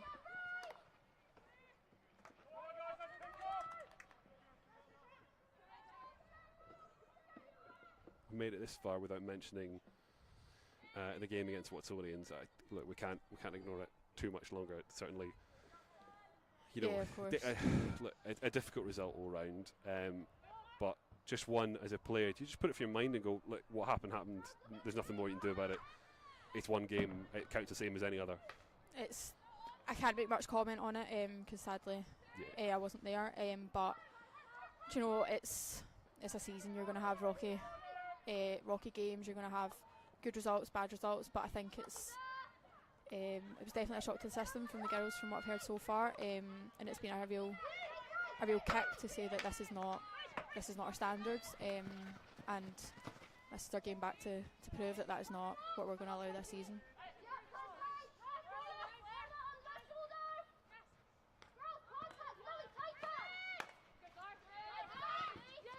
Grange starting to respond with a couple of questions of their own. Little flicked effort, well parried by Verity Shields. There might be more work for her to do yet, though.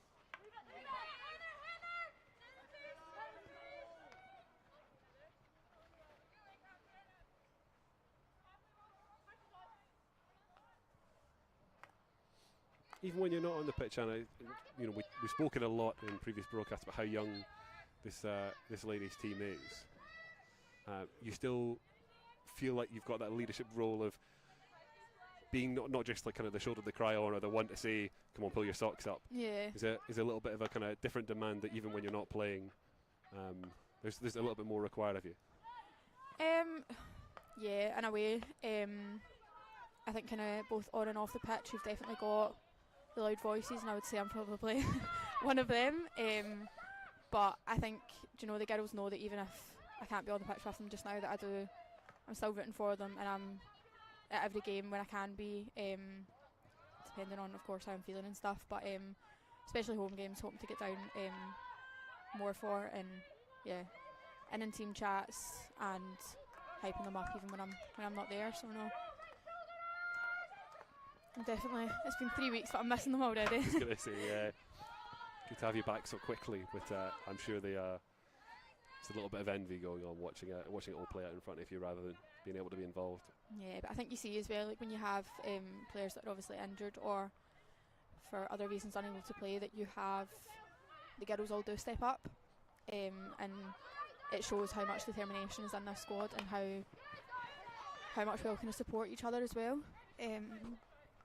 from that sense. So certainly a tight-knit unit, and yeah, of course, seeing that with a little bit of defensive work that's required. Oh, that's a bit of a miss. That is a bit of a miss. Heather Kroll.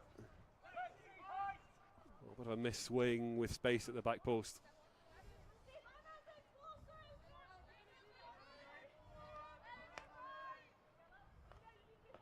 After those early threes forward, Uddingston, a little bit of pressure, a little bit of defensive work to do this quarter. Campbell on hand to clean up. Zafira. good pass into the middle there from Zafira. Now Hogarth and McMillan. McMillan with the first real sighter of the game, looking to find another way to get another opportunity on goal. And a real smash there in the D. I don't know how aware you are of this as well, but I'm reliably told Lucy, as of maybe about 24 hours ago, maybe a little bit longer now, was on a plane rather than anywhere else. So yeah, a bit of an effort to be involved today. No, of course, she'll be tired after the game today. Had a wee vacation to Australia, so she's got the suntan to show it as well. Lucky for some. I know. Lucky for some, eh? Oh dear.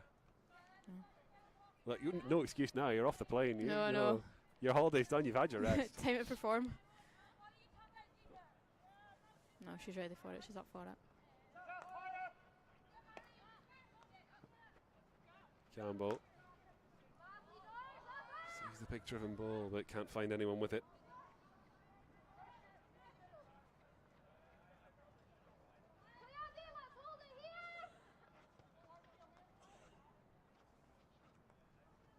She just say, we'll have the team lines up in a little bit, probably wait to the end of quarter to do that, but a little change of number for my show in 10 rather than 2.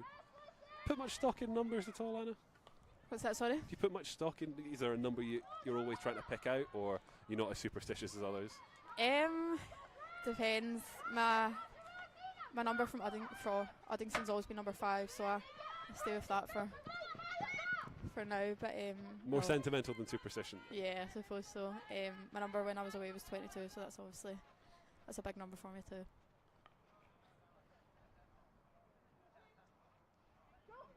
No, there's definitely some superstitions in the team with the numbers.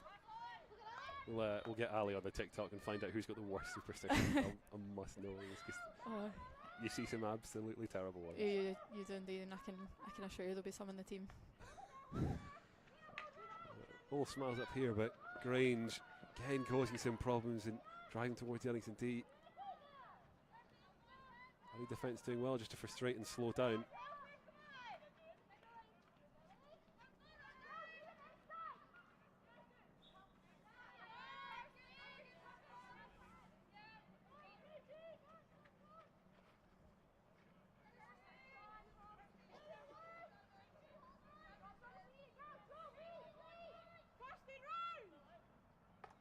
Ratton, driven ball forward again from defence, not quite coming off.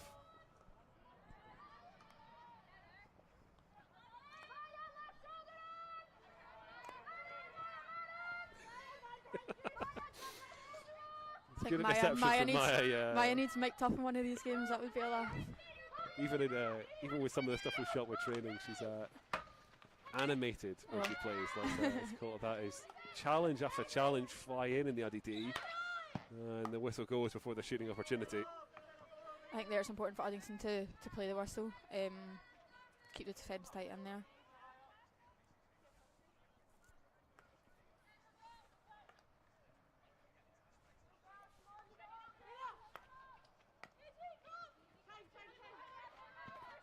Now Ratton opts to keep it short.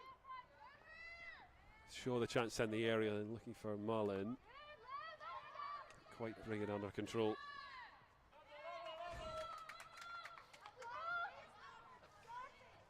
I think that's Meenan looking for a little bit more decision from the umpires about the pressure.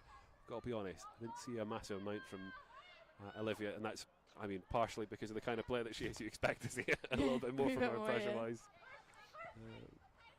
Not afraid to bulldoze her way through.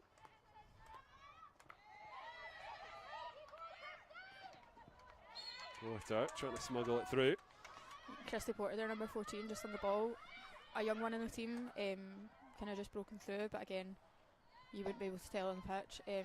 She came into the team and straight away she's fitted in perfectly, really. And Maisie, number 6 as well, she's fitted in just the same. Good players. Long pass comes to nothing, I'm sure. I don't remember what game it would have been that we saw Maisie last, but she came off, rotated on quite late on, and had a run down the left where I'm pretty sure she left everyone on the pitch for dust. She's got speed for got sure. a set of wheels for sure. One to watch out for when she does rotate on. Yeah. And I'm going to say that, and she's going to be rotated on because I've not noticed on that. Yep. Just up there. Just up there. Yeah. No, they're 2 girls to look out for. Still a little bit of time left in quarter one. Uddingston perhaps the pick of the chances. I'd like to see Heather Kroll will be ruining that miss swing at the far post earlier on.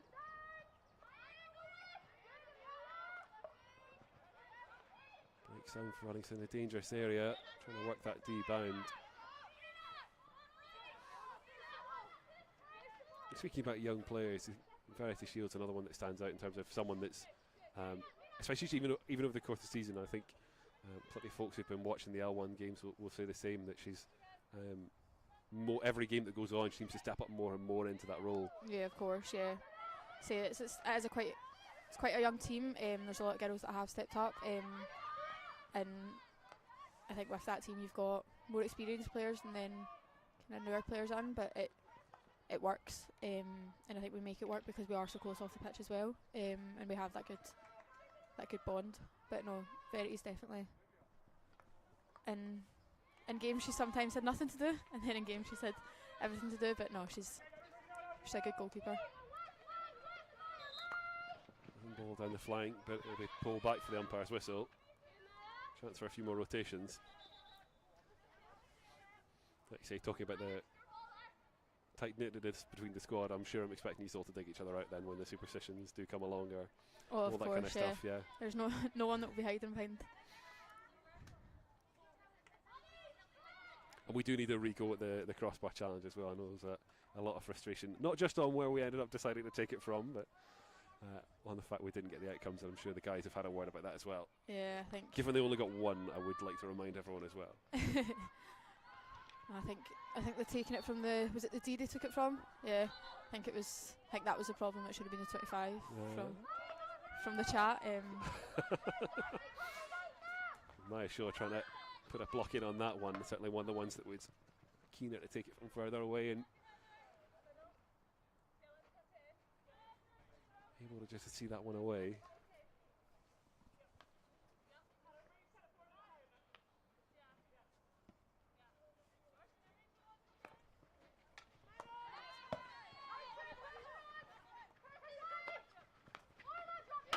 Grange breaking the asking. No, it's good pick up from it's a Kirsty lovely Russian cover across.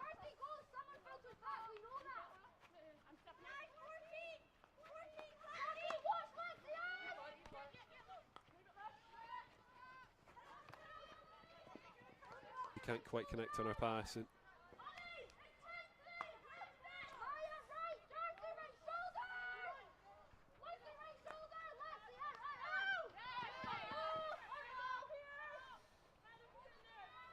just been a little bit scrappy this quarter. It's not really opened up into too many major opportunities. A lot of them have come on the counter when they have developed.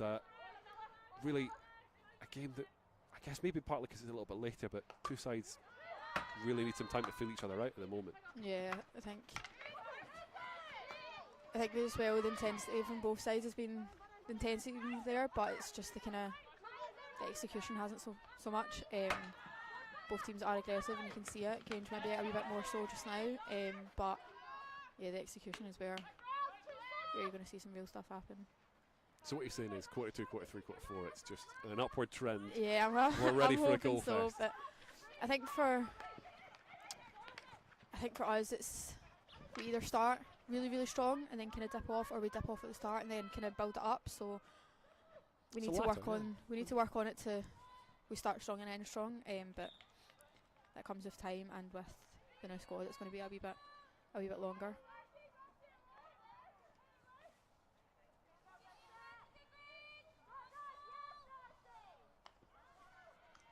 See, Darcy's been working on the aerials at training. He's been staying on the pitch so far. she still gets that one brought up a fair amount.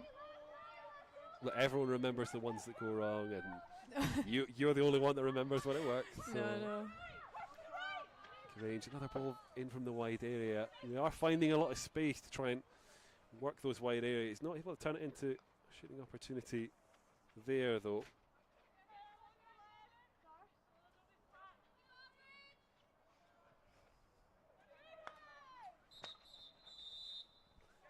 And that allows us to call time on quarter 1. Timed our summary just a little bit wrong there, because we're about to say exactly the same thing again, where a little bit of a scrappy game, a little bit of two teams feeling each other out. And actually, I think perhaps the one thing we didn't touch on is two teams who know there's quite a lot at stake in this one. Yeah, for sure. I think this is the time where you need to come into your teams, chat about maybe not so much what's going good, but more on what we can improve on, and going from there, and just lifting each other up. It seems at the end was getting a wee bit flat there for both teams, so I think picking it up and going back into the second quarter with a wee bit more enthusiasm.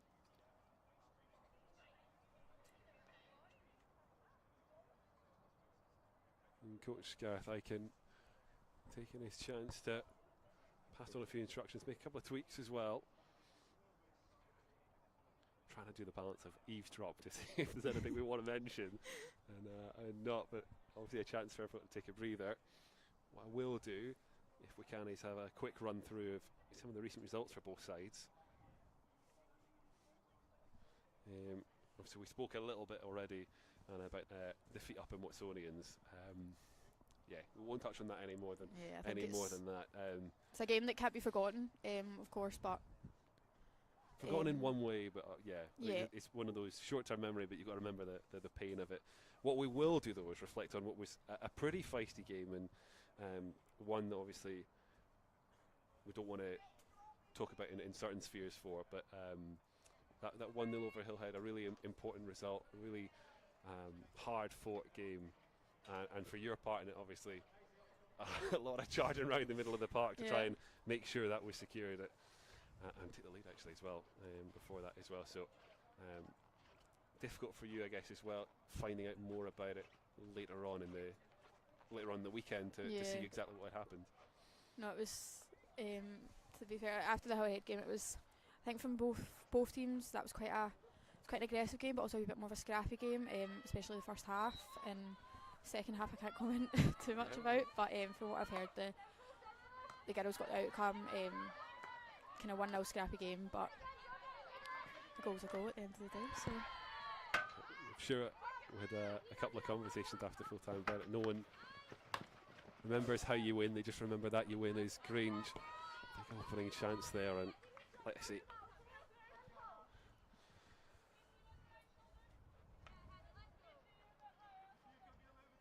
Number 12 from Grange, just unlucky there.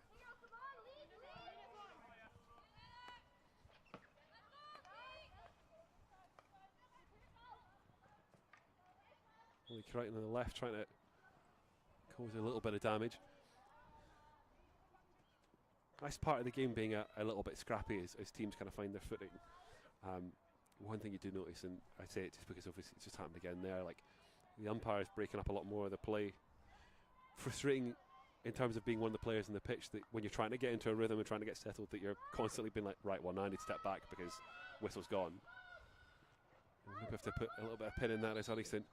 Cause trouble, but run out of play. From Lexi there, that's her top skill there along the baseline. Just unlucky to get the finish there. think Lexi as well is one to watch just now and for the future coming. Definitely a strong player. I think as well when me and her are playing on the pitch, it's good link ups there as well with between the mid and the forward. But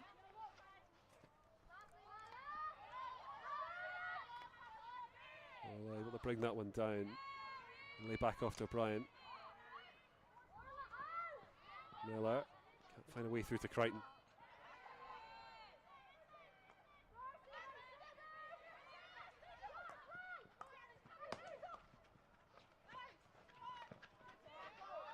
Again, Darcy Campbell back on the sweep, back on the covering. good touch there from Darcy. Really important recovery. Been a busy night for her so far. Can't imagine there's too much change for that.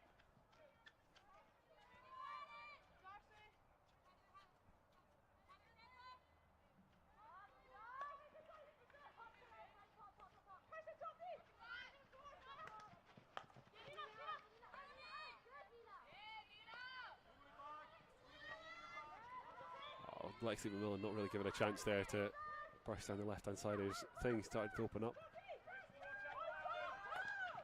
So it's Grange from ball into the D. Shot goes wide of Shields' post.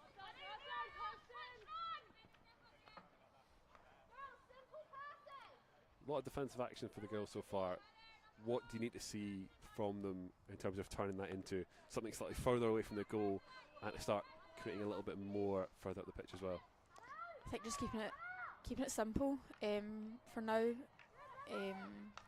When the basics are there, then improving it from there. But I think we always spoke about the kind of sections on the pitch, and from the baseline to kind of mid 25 to the halfway as almost our red zone, that we don't want to carry too much in there. We want to just get the ball and pass it out and just be simple in there, and then the further we get up, the more we can use our silky skills up there, I suppose.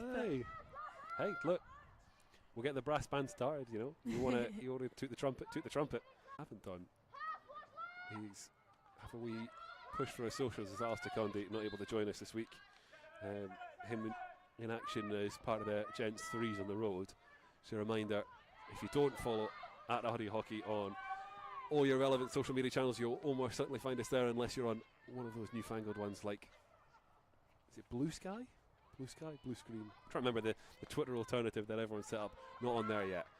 Sure, that'll come with time. Another shooting opportunity for Grange, but again, too much space there for number 12 from Grange. It's good recovery work though, in terms of being able to stifle and slow down. Yeah. If that's the player in you, you don't want to give them the chance to even need to recover from. Nice ball from Darcy. Just too much on the diversion from Zafira, and that'll run on behind.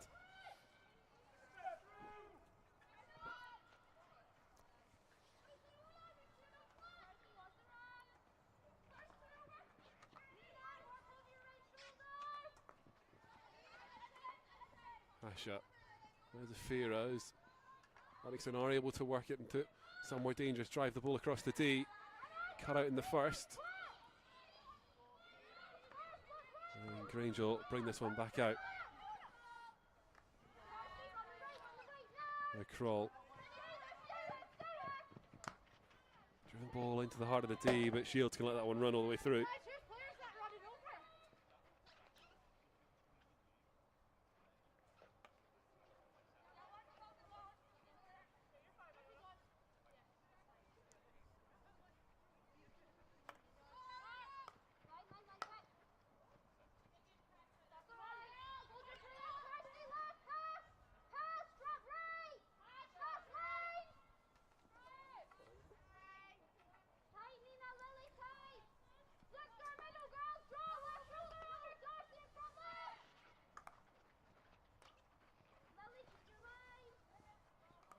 Grange defence happy to move it about now with a little bit of control. Game starting to settle down. Meenan again.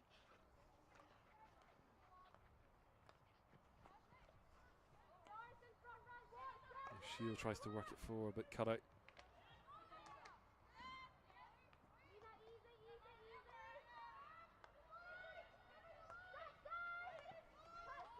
defensive work for Uddingston. Hash a little slip, prevents the turnover. Downey. Play inside, cut out by Campbell. Grange try and keep the pressure on and look for something more. This time it's Boothby on and back three that's regularly kept busy, but on top of things for now. Here we go, exactly what we call for, a little bit of pace on the attack, but doesn't quite come to anything for Uddingston. I think it's a wee bit of panic there, just trying to get the ball away a bit too early. I think that's kind of one of our maybe that wee second longer, but I'm sure there's a song about that.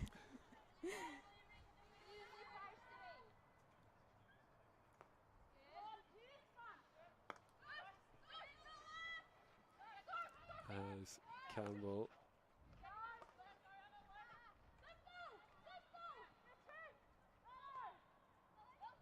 Crichton.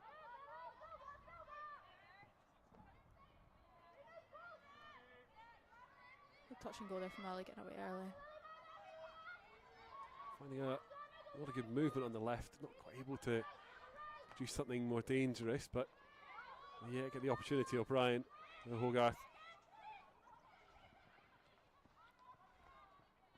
Weave through the challenges with Lucy Hogarth. Find a way to force this goalwards. Just not getting the outcomes when it comes to the D at the moment, Uddingston. Need to be a bit more clinical in there. Zafira just about able to keep that one alive.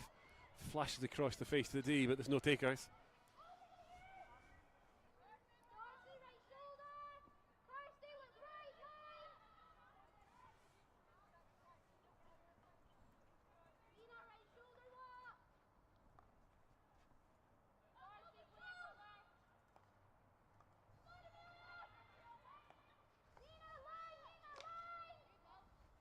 Grange able to work it down the right hand side and pull this one forward. Takes Josie O'Brien battling through the heart to try and slow that one down.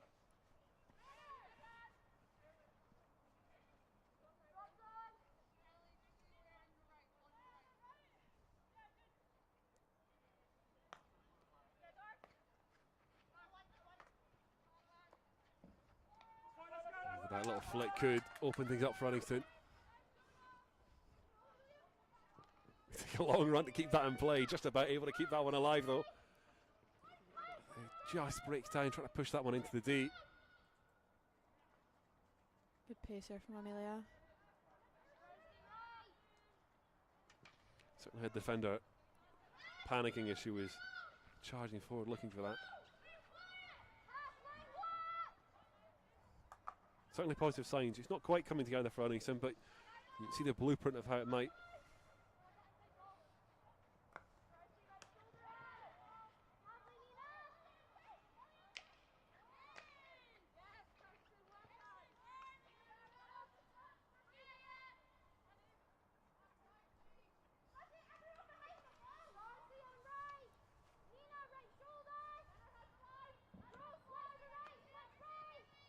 Turnbull. Grange have had a good deal of control and territory in this one, but want to have tested Verity Shields between the six for Uddingston a little bit more than give a little reverse pass inside, and now Grange asking questions when it comes to D, and they'll get the short as well.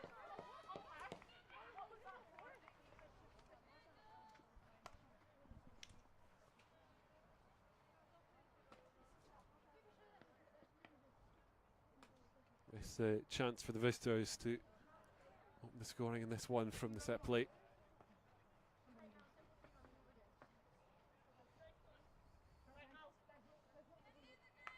Be a big boost, Anna, to put a block on this one. First chance you get from the short, that you can survive that one, and then gives you a little bit of a lift for everything to come. Yeah, for sure. We've definitely spoke about their corner routines in the team chat, so the girls are prepared and hopefully know what's coming. First strike, well parried by Shields, and the scramble Uddingston get it away, and And I'm not going to say it's almost like you knew exactly what was going to happen, but it's almost like you knew exactly what was going to happen. Yeah, He's they- read that quite well. Girls are well prepared.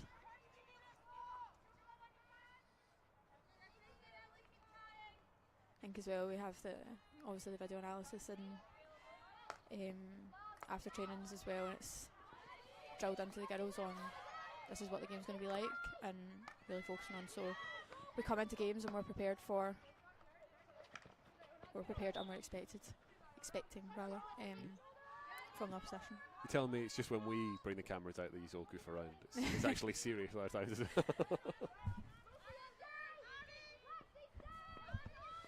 Turnbull has it to restart.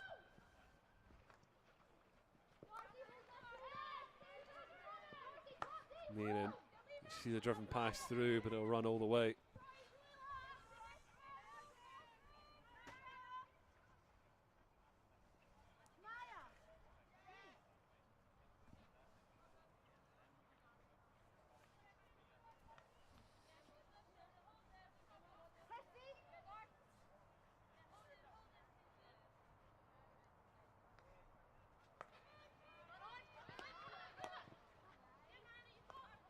Give and go. Good save there from Darcy. Good recovery, yeah, absolutely. Absolutely. Just for you, I'm trying not to constantly remind you that you're a player on the pitch most of the time rather than here, but in these games where it is really kind of on a knife's edge a lot of the time, you're getting into quarter two, you get into the business end of quarter two now. The longer this goes on, how much do the butterflies in your stomach start to eat away? You just not think about kind of the time in the game. Do you know, I don't think it's so much the butterflies, I think it's more that's when the kind of frustration kicks in. That I should have seen that coming. I should have seen that one coming from you. Yeah. That it's almost that we haven't had anything, not even any outcomes. That we've almost gone a half. We've not had really a shot. We've kind of had scrambles in the D, but not really much of a clean shot, and nothing, no corners or anything. So I think that's when we kind of need to pull ourselves up and say, do you know what, we train better than this, and we need to start bringing this into the gameplay.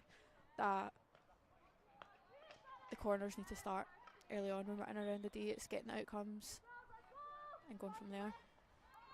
And I think we're really, really tough on that at training. But yeah, I don't know. It's maybe just need to see it it's come a bit more as the game wears on. Yeah, no, it's coming. It's coming. No, I definitely think when you're playing games like this, especially for the head game, it was a game you kind of knew was going to be whoever scored first was going to have the lead, and that was more likely going to be the end score. So I think it was that game was the most frustrating game, knowing and just kind of waiting for something to happen. Good pressure from Lucy Hogarth. Forces the turnover. She's got a couple of blue and gold ahead of her. She can find a way to connect. But good little nip in time. Oh, big opening now. Visitors to test the scoreboard. Good save from Shields and more covering from Shaw. It's Rachel Shield who put the ball through. Real chance for McKee there. I think McKee number 12 for Grange she's had quite a lot today so far, so I wouldn't be surprised if she was on the score sheet at the end of today. Shields doing her best to keep her off it for now, and done all that's required. It's another ball faced across the face of the D, but no takers. I think that comes from us, but as well, like being aware that there's a player that high up on the pitch and being able to cover her and mark her up.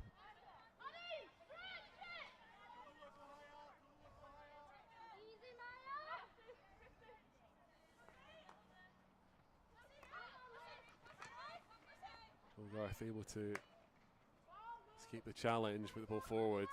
Too much for anyone.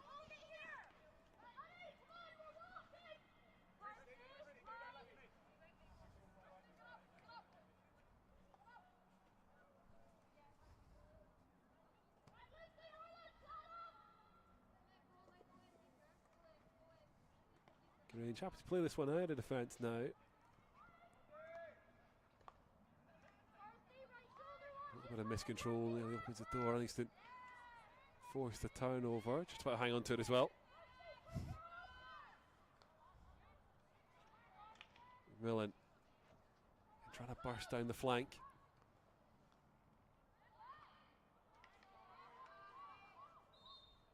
dancing around Just the edge of the unlucky D there looking for for something. Yeah. Shouldn't just burst down the byline, which is, you know. I know, I don't know what's happening. It's definitely, it was done it against, it was away, and that was the winning goal that she scored from our baseline skills. Certainly a couple of good results from the travels as well with St Andrews and one up at Cordelians as well. But the door open for Grange, and they'll take the lead early. Yeah, it's Late in quarter two, I should say. good goal from number 12 there. Had been coming. Did say I called it with the name on the score sheet. I was really hoping we'd done one of those jinxes where I would say she'll score and then she'll find a tough time with it. But that opening, she made no mistake, and Uddingston under the cosh, increasingly in quarter two, now behind on the scoreboard as well. Oh, just on the stroke of half time as well. That will be a source of much frustration for Gareth Aiken.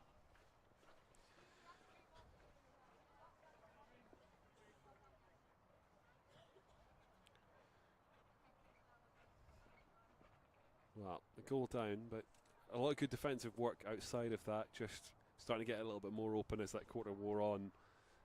Is that going to be one of the risks we just have to take going into quarter three, quarter four, now that we're a goal behind and we have to go look for something? I think when we have the ball, we need to be a bit more safe with it.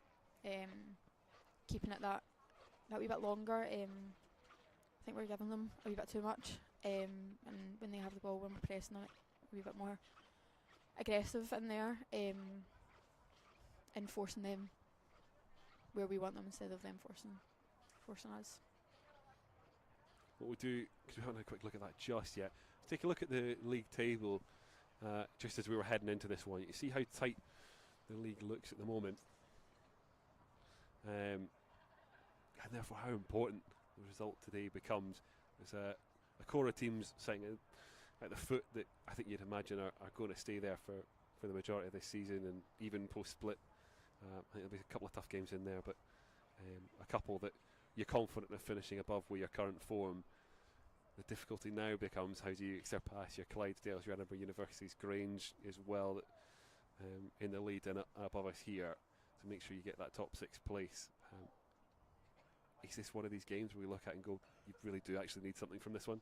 Yeah, I think, do you know, we come into every game like that, no matter who it is, top of the table, bottom of the table, we go into every game, of course, wanting to win. Some games we have a wee bit more of a disadvantage on, but especially the kind of Aberdeen games when it's the 3-hour travel. But do you know, we came away from that game with the 3 points, and do you know, you want to go into every game winning, of course, and to us it doesn't matter where they're sitting on the table. Play the same hockey we play week in, week out, and for us it's about improving every game, so that when we're playing against the top teams that we're ready. Certainly. Here's a chance as well to take a look at the team lines. Apologies for us not being able to get to that before before the game starts. You'll be, I'm sure, plenty aware of a few of the names as they've made their presence felt in this one. Like I say, Darcy Campbell particularly busy at the back as she captains this Uddingston side. And I very much appreciate you taking the chance to go through some of the younger players and exactly what folks should be expecting in the time to come watching them. Like I say, you know, we'll get the list back out of Kirsty Porter, you know, Maisie Dacre as well. Like, those are the two that are probably the youngest / newest to the team. This is still a young team, pretty much all round. Yeah, you include yourself as you stand next to me, thinking about the age difference between the two of us as well. Yeah, so even when your established players, your experienced players are young, are all of you just a little bit of learning on the job? Yeah, I'd say so. I'd say there's a lot of players with new roles in the team, new positions in the team. So I think we're not only adapting to a new squad and a new coach, we're also adapting to new positions and also off the pitch, adapting to certain things as well. But it's coming together slowly but surely. So certainly getting there, and we'll take a look at the visitors as well. Anna McKee, the one that's broke the deficit, have Grange 1 up, but a team full of talent. For those who missed the Gents 1 broadcast, we did have Coach Gareth Aiken on early for that, and certainly had plenty that he was concerned with, not at least the Grange goalkeeper who's been involved in the Scotland setup, so to Lily McMorris. There's a degree of that for both teams, that you kind of start to know each other as well through the Scotland setups. You learn each other a little bit more. Does that factor in at all, like from players who play with each other on an international stage? I think you're probably more brutal with each other than when you play against each other. I recognise especially Olivia Lang from Grange. I've played with her before, and some Scottish stuff, and again, good player, plays back in the back line, so no, I've played alongside her.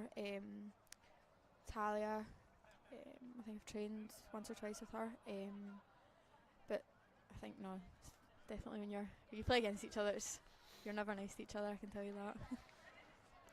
Look, one of you's got to be celebrating when it comes to international, when you come back to meet each other at international stage. So yeah, I think when we're on the international side of things, you're focused on that. The kind of club side takes a wee step back, and you're then back as a team, and that's what you focus on. So you can wind each other up after the game, but as soon as it's into the Scottish training, that's it, full focus.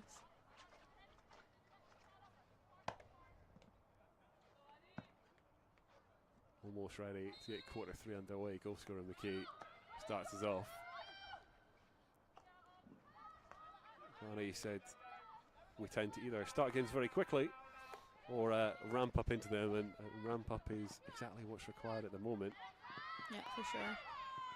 Mullen, a little bit of room to work that one to Safira in the D. Strike, just wide. Just unlucky, yeah. Really spoke that into life there. Ramping things up. Quarter 3, started with a bang. Lucky for Safira, just see it go the wrong side of the post.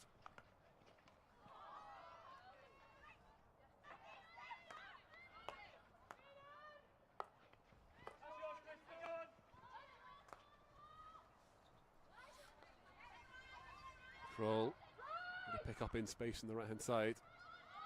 Cutting and driving towards the tee. Just unlucky to try to get that away first time. Definitely had room there for 2 touches. I was just about to say, was that one that you think maybe you take a touch and take the risk of the defender coming towards you? Yeah, I'd say she had enough time to take 2 touches there. Driven pass through, Zafira trying to link up with Mullen. A bulldozer way through the heart of the midfield.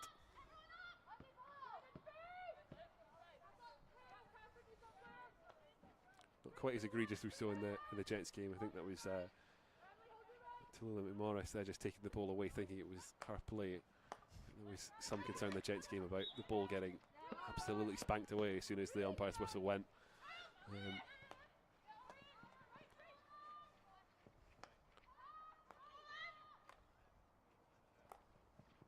Instead, Grange moves alive, McLean back in.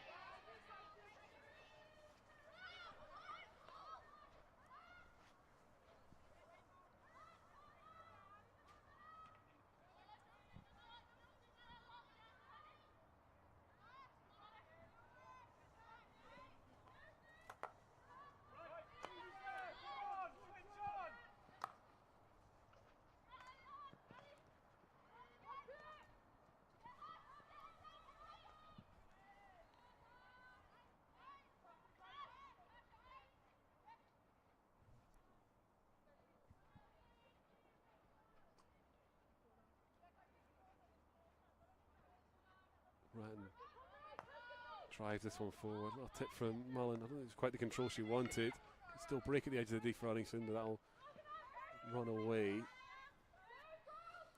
to turn this to a little bit more. See a little bit more really of just this in general of Uddingston down this end of the pitch and basically camping out to try and force something.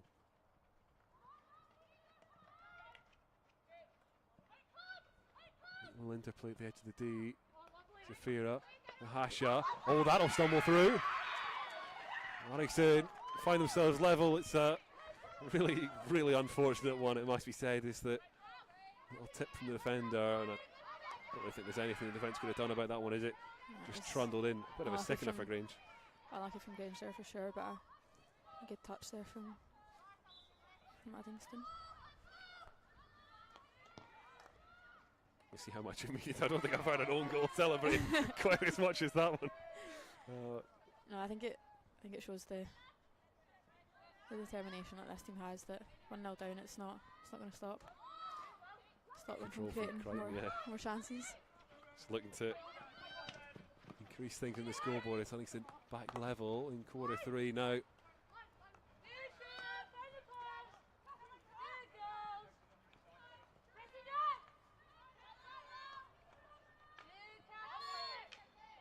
Just a little bit too much of a nibble there from Crichton.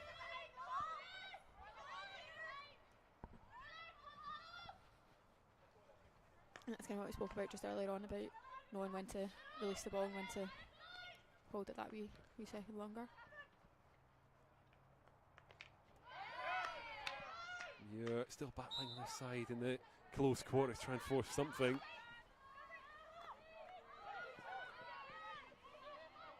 Good ball out wide there from 48. Oh no, McKee gets the better of Shaw. Campbell across, trying to slow her down. This breaks into the D, and Grange get the outcome.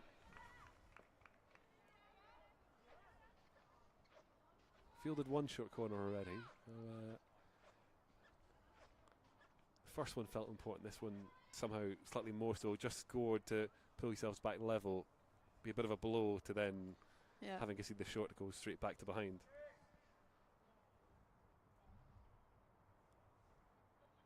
Doing well. I thought you'd be absolutely fuming, steaming it and everything, you know. Save that for when you're back on the pitch. Yeah, keeping my composure first today. Not got that much energy. Wait, we'll mute the mic when you need to. Sent in. A little mix up in the routine. That'll come to nothing.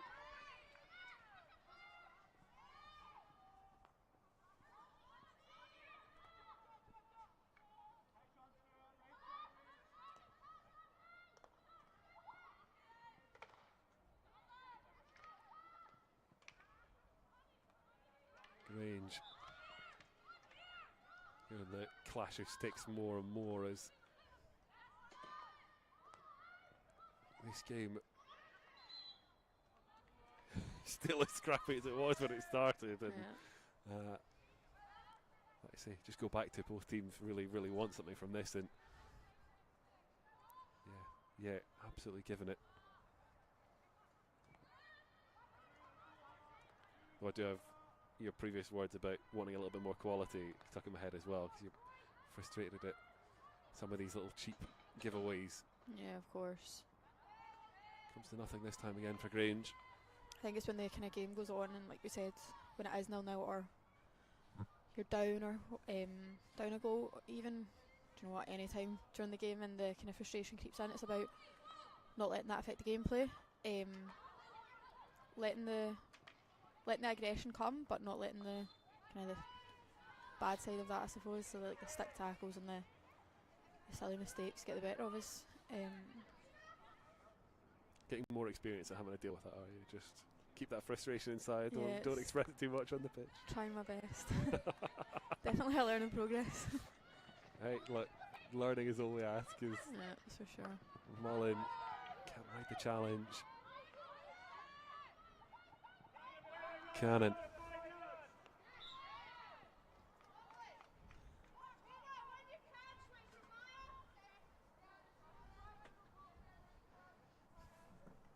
A much better quarter 3 from Uddingston than the previous two.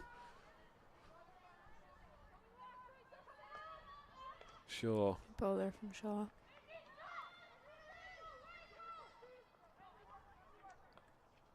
Just able to hold enough there. As it's lifted high into the D, and that will be brought back for the umpires.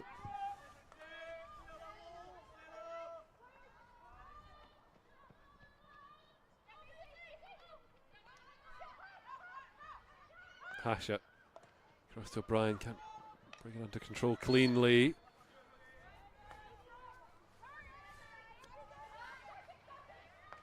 A bit more pressure from Uddingston. And they find the way to their Foot there leveller, and they'll get this short there as well. I think that was 51 from Grange, just a foot. Catherine Meenan been busy in the centre of defence, a lot more with moving the ball around, but defensive action that's got her in trouble at the moment.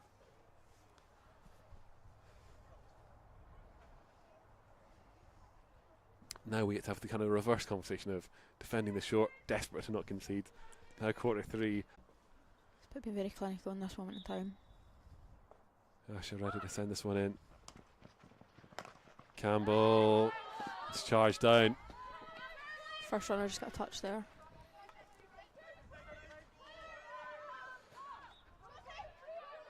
Your penalty corner defence from both sides so far.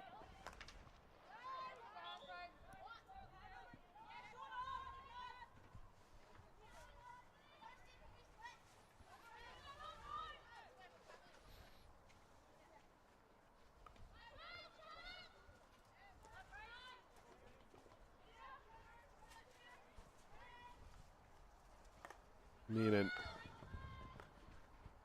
Cameron. He'll get it straight back as Grange.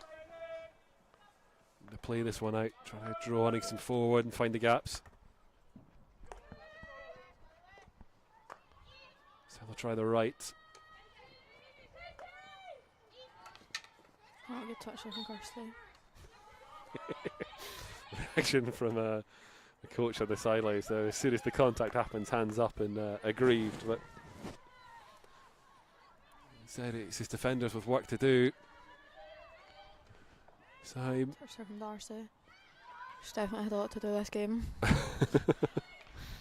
That is one of the things we spoke about during the Hillhead game as well. Myself and Alistair, was when you have a stable back three that's playing well. There's a lot of reliance on them to keep doing that. It does mean there's a little bit of scramble play, but it also means that you've got a player further forward that maybe you wouldn't have if you didn't have trust in those three.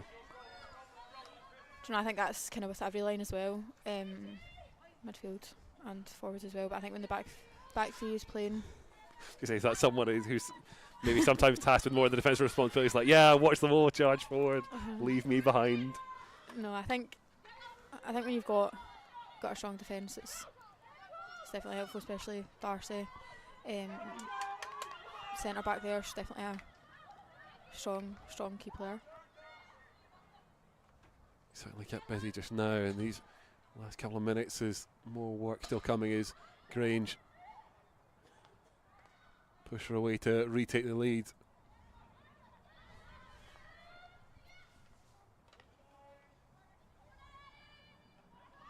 Almost anyone will do for Hogarth there.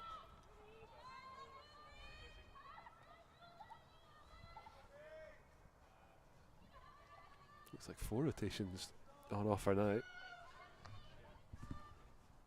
We've got a good chunk of quarter 3 left, so I'm sure the message will be just run and run and run. You'll get your breather soon.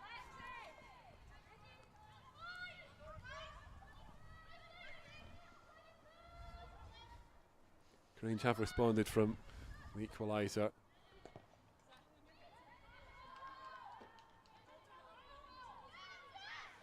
Much like before the opener, there's a little bit of struggle really for both sides actually, trying to take it beyond 23-25 into the D and create something meaningful.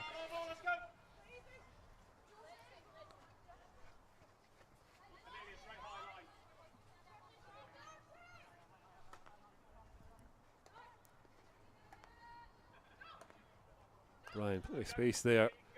In the centre is Uddingston. A routine to try and work that forward. Muir can't keep it under control.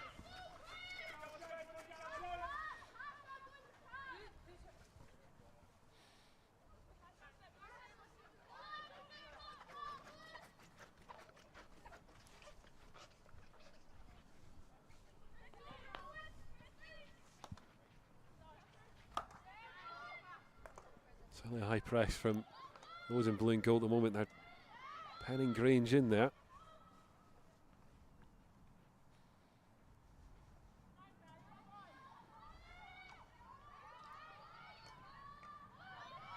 get the benefit of the turnover, Hogarth now.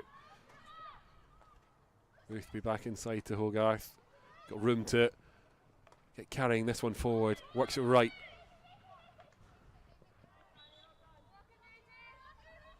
Is he not able to work something from there?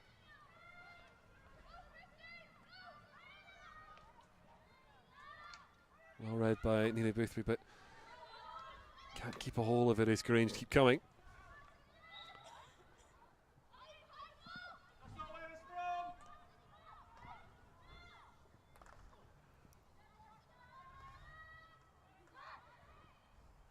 Campbell does enough in defence there, and then Uddingston get the relief from the umpires as well. I know we spoke about it earlier. I really don't want to keep going over the same point, but it's happened there for the last couple of minutes. We'll go forward to about 5 metres, whether it's Grange or Uddingston in possession. Umpire's whistle goes.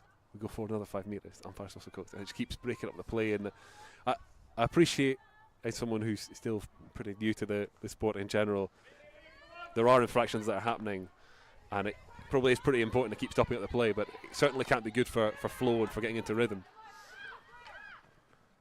I think it depends. When you're in a flow and it is working, and it's a silly foot or something really silly, then it does get a bit annoying, especially from kind of both sides. But when it's a game like this where it is continuously quite scrappy, I think you need to almost put a stop to it quite early on. And I think the fouls that both teams are almost creating aren't little missed ones. They aren't easily ignorable, I think. Yeah, that's a better way of putting it, I suppose. On the bright side, we just two quick attacks there from Uddingston, then followed up by Grange, and a little bit more flow to these teams with a little bit more space now. Good pass inside there from Crichton, number 7. Do you know she was involved in the Brave setup? Did you know that? Oh, I did know that actually. Yeah, did you know if that? you didn't know it, she did play Brave. She likes to remind us on a weekly basis. I'm aware that's part of a deleted scene from the crossbar challenge. It didn't quite make the cut, unfortunately. Oh really? I've not watched it yet. I'll need to. Well worth a watch. Available on YouTube, and I believe Alice has got it on TikTok as well. Take a look at as well.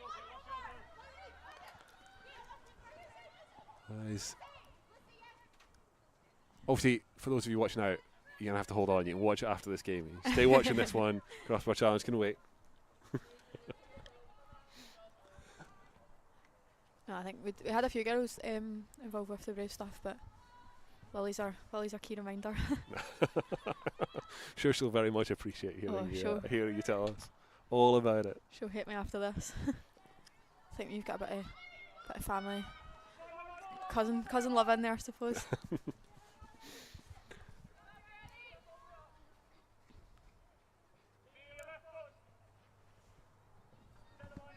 This game finding its flow as we approach the end of quarter 3. Uddingston managed to hold themselves back level. Just a little bit of time left in this one to see if there's any change before our final break before quarter 4. Good work from Zafira. Opens the door for Hashett. Try and work this one towards goal. Keeper comes diving out quickly to snuff it out. And just starts to break down for Uddingston at the edge of the D. And that'll get pulled back for Grange ball.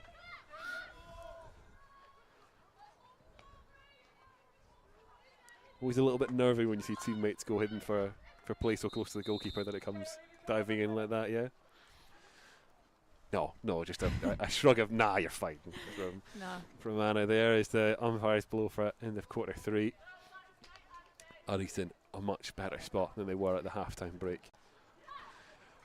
Okay, an own goal, but you take it wherever it comes from, and I think sometimes when you see the own goal, or you speak about the own goal, it kind of suggests that there wasn't a lot of good work before that, and there certainly was in terms of trying to make that opportunity come to pass. Just a case of trying to do a little bit more of that from Uddingston and upset a little bit more of the set defence that Grange are getting into. As well, putting them more under pressure as well when you seen it the last bit there when Zaf or Safira, sorry, got the ball, calling them by their nicknames. Safira picked up that ball, just put them under pressure there and using the space and time that you have.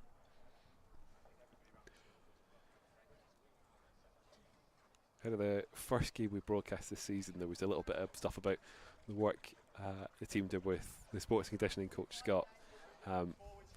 Quarter 4, game on the line. I guess this is where you find out how much work you put in pre-season and how much more you wish you'd put in. Yeah, I think for us, we've spoke about off the pitch kind of team meetings and stuff, that off-pitch fitness is something that we are really pushing for, so that we are, like I said, kind of at the start, we're starting strong and we're finishing strong, and we're not getting so many or such a big dip throughout games. But again, doesn't happen overnight, does it? So it's definitely it's a something. mindset, like you say. It's improvements to be made, but they are in progress.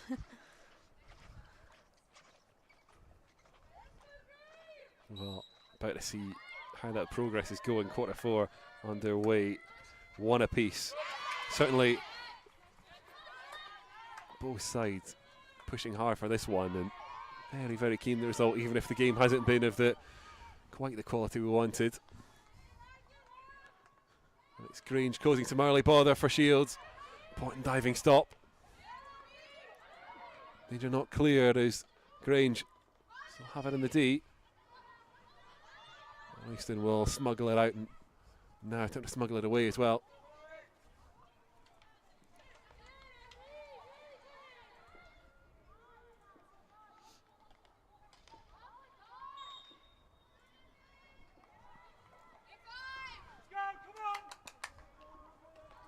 Grange still with the pressure on, the fire across the face of the D. Still more defending for those in blue and gold. And save there from Shields. Still coming, it's just still have more work to do soon as Grange trying to keep this alive, but there's more good work, could set up a counter-attack.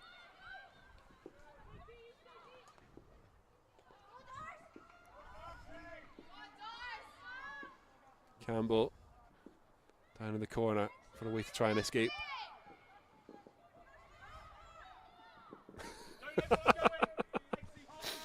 Force to just keep it, just wait for something. It's giving me flashbacks of the game. I don't know if you remember against Edinburgh Uni, when I was trapped just in that same corner there. We'll say for those who haven't seen the setup we've got as well, it's an absolute nightmare because we struggle to get the cameras pointed at deep into that corner. It means we've got absolutely no view of it properly. Uddingston holding on at the moment in these opening minutes of quarter 4. Lang. Be a little bit of a relief the umpires were still there. We missed in those opening moments, or we didn't say anything about it. I'm sure the microphones picked up as well. Big cheer for Maisie getting one of those early challenges in. Certainly a lot of noise from the bench, and there'll be more, I'm sure, as this game keeps going. Just too much on the pass.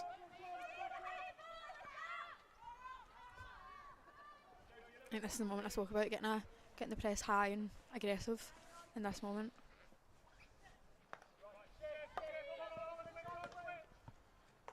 And the push to the right. Is Green trying to play their way out through that press. Managed it so far. That'll break time for Porter to get a touch on, but Kroll recovers. A little bit caught underfoot there for Buchan. Wolfed.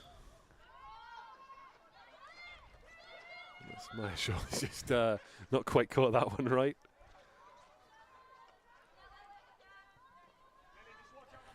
I know I can't say too much because you've been up here all day, but I am absolutely frozen. Absolutely freezing up here sometimes, yeah. The good news is we have a heater in the room. The bad news is, for those who haven't seen it, we have big open windows. They let all the cold air back in anyway. It's fine. We manage. So what you're saying is we need a little hand radiator or something for you. Something, yeah. I put fluffy socks on as well today, and it's not really doing its It's job. not cutting through. No. It'll be a warm bath when I get home.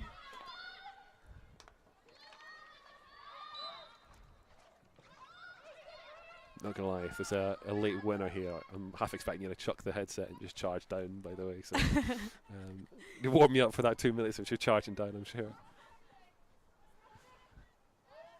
Campbell, aerial. Like you say, still a work in progress, that one. At least it's not going on to the cricket pitch today. I'll keep reminding her. That you know, kills a bit of time. It's definitely a laugh in the changing rooms after. It kills however long it takes the umpires to sign for time off. We'll take it.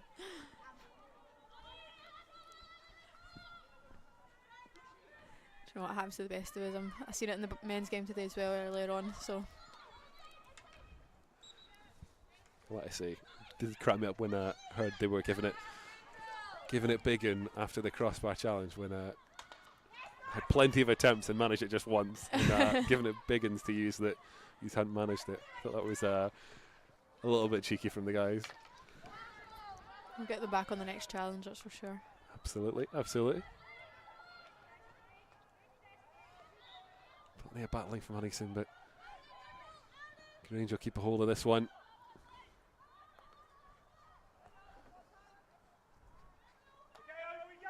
I think it's important in these games as well that when we are getting tired and it is a bit more of a frustrating game, that we're needing to work back that wee bit faster. We lose the ball, kind of shrug it off and work back that wee bit faster to turn it back over. Just channeling Gareth as he's just saying yeah, work back as well. Yeah, I just heard as I was saying it. Driven ball across the good face ball of the D, but umpire's whistle put a stop to it. I guess it's not just as well the physical tiredness, it's that mental focus, that part of things in quarter four where games tend to be won and lost, not just about whether or not you can make up the meters, but whether or not you're aware of what's going on around you at the right times. Of course.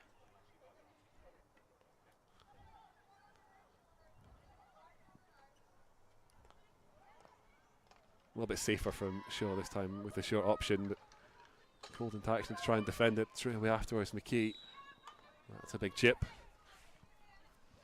So now she's over at the other side of the pitch, you can't hear her so much with the screams.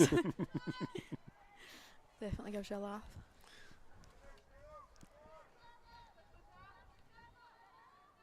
Yeah, I'm not sure I'd be able to go through the edit with if we mic'd her up as well. Just constantly just listen to it on silent, but right, okay, just take all the levels right down, Maya, please, thanks. Every now and again, your ears blown out. I think if you mic'd up a few people on the team, it would make your Friday night, I'll tell you that. One we'll put a pin in for broadcast, folks.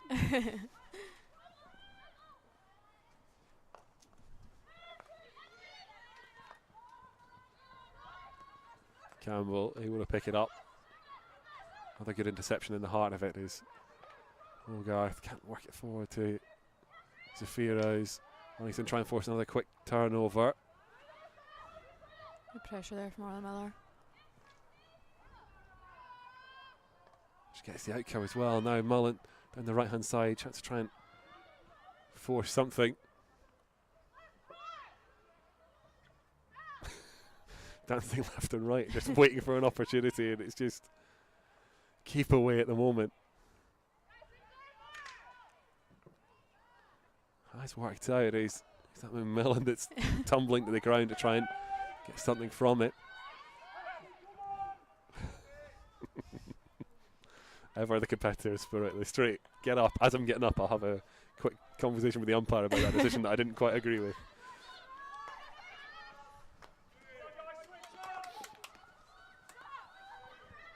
Turnbull work this down the right hand side. There's McLean.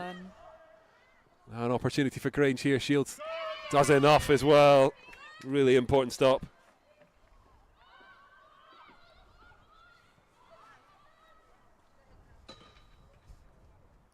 Still more work for Uddy to do in defence.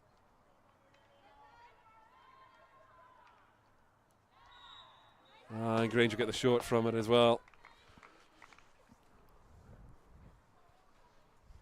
How are the nerves, Danny? Just as we're just under 10 minutes to go in this one. Starting to feel it? For obvious reasons, I'm trying to keep it quite chill, but literally chill as well, I'm afraid. No, do you know, can't say so much. Like I said at the last one, plenty of good penalty corner defence from both sides, and we're hoping for Uddingston's sake that continues here. Oh, bubbles up. Danger still not cleared though. Strike, parried at the first. Nice a scramble in the follow-up, and Uddingston survive.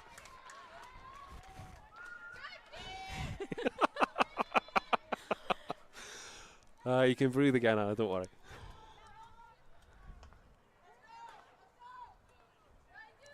I thought that was going on there, I can't lie. It's a couple of different moments there Yeah, where my was good to get that touch and just clear it away. Sorry, I keep forgetting to say the second names and the numbers. I just keep calling them no, it's absolutely by the fine. names, expecting everyone else to know who I'm talking about. You're absolutely fine in that. Let everyone else work it out. Maya is number 10 for today, just to clear that up. Grange though, still trying to keep applying the pressure. Again, it opens up in front of Shields. Forced to dive down and try and win that, and the umpire's whistle will help her out as well.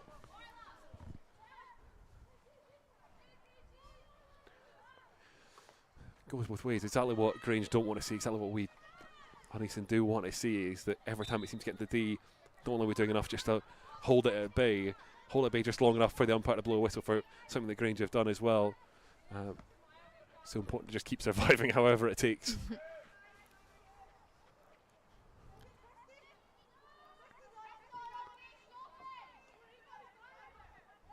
Campbell goes for the driven all the way through. I don't think we were too far away from a little nick there, by the way. Amelia Muir not too far away from getting an important touch on it.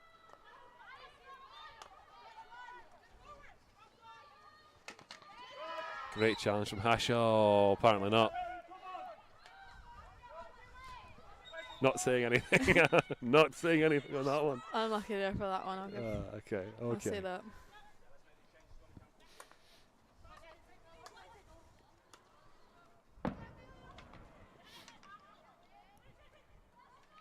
Shield still coming forward on the right hand side. I'm going to try and drive this one D-bound.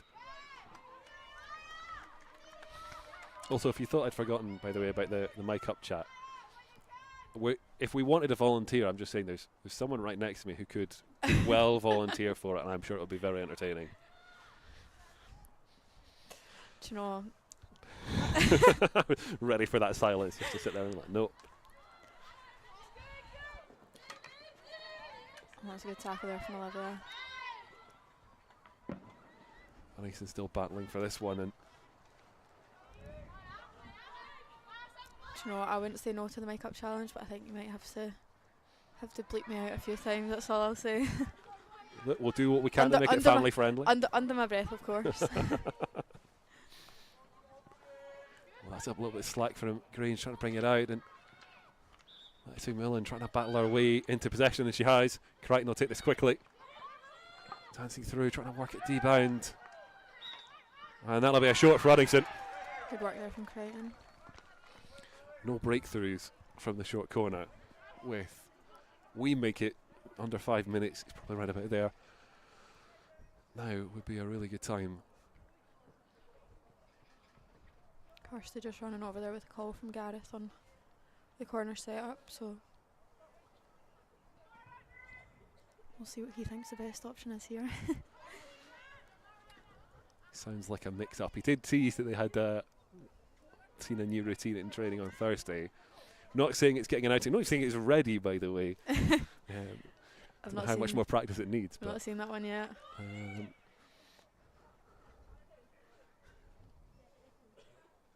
To be fair, I'm pretty sure I saw it, but it could well have just been another one. He just told me it was new.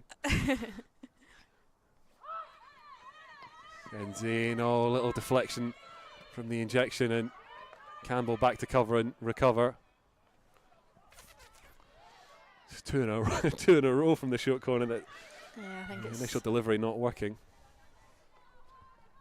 can be the most I ref is. I'm losing my words here. That can be the most of it. Just tongue starting to freeze. It's still 3 cold. words trying to come out at the same time.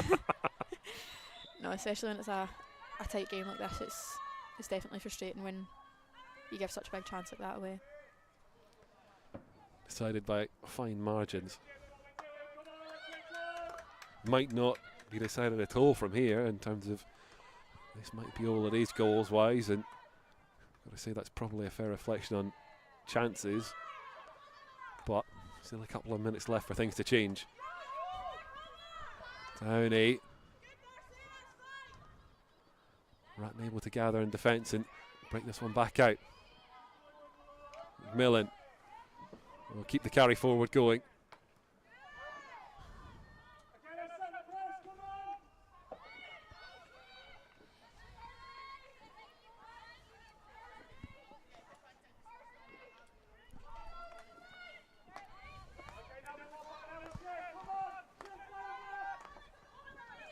Grange again finding outlets on the right hand side.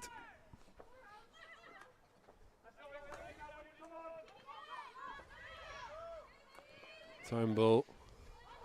Again, it's Downey on the right. It's got a lot of space to work this. O'Brien still trying to recover. Got an initial touch, but still Grange come forward. Oh, that's opening up in front of Shields' goal. And Uddingston do enough to keep it away. It's coming straight back though.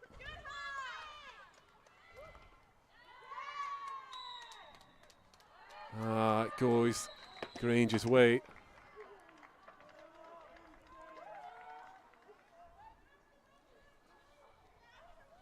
Well, looks like the umpire's been overruled there.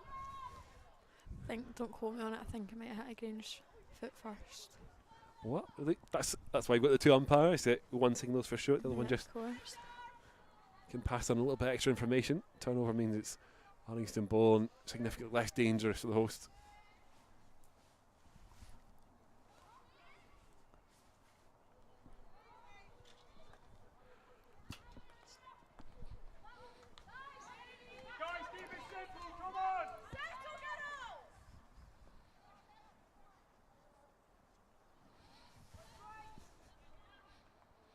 Boothby's Uddingston try and play out, just bounces away from Crichton.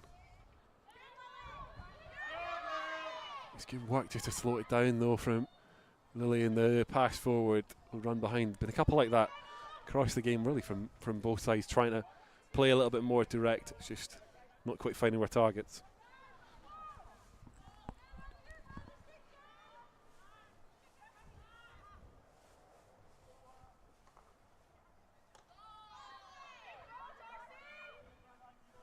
Play from Hasha, but can't feed it forward. Right into the dying embers of this one, both sides really pushing, looking for what would be, you would assume, the winner. Got to be just seconds left as Zafira can't find a way through. The umpire's whistle will bring everyone in blue and gold forward.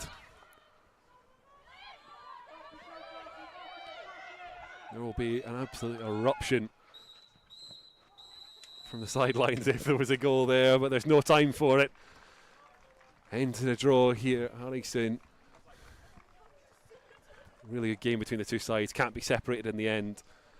Fair reflection on all you saw today, Anna? I think, you know, from a scrappy game from both sides, it's, for us especially, this is a good outcome.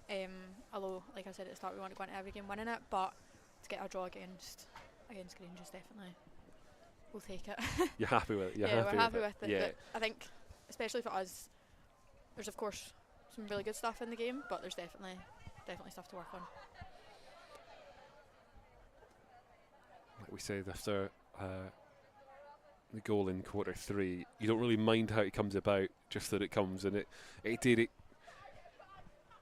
A game that really did call both goalkeepers into action, but perhaps maybe not asking them enough difficult enough questions. You want to see a little bit more quality in the D in games going forward.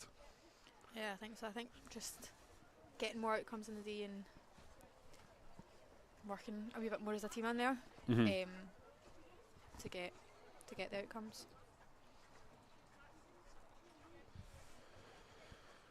Well, not too much left for us here, apart from to say thank you very much for joining us. What we will do is try and have a little chat with Gareth before we go away. So if you're thinking of stepping away, please hang on just to hear what I'm sure a quite happy coach Gareth will be reflecting on this one. I'm sure, as always with coaches, and I'm sure yourself are the same, there'll be things he'll be wishing had gone differently to turn it from a draw to a win. But we'll hear from him shortly, and if we can, we'll take a little bit of a look at some of the standout moments from that game. I know, like you said, a bit scrappy, but Uddingston get the draw and get the result in the end.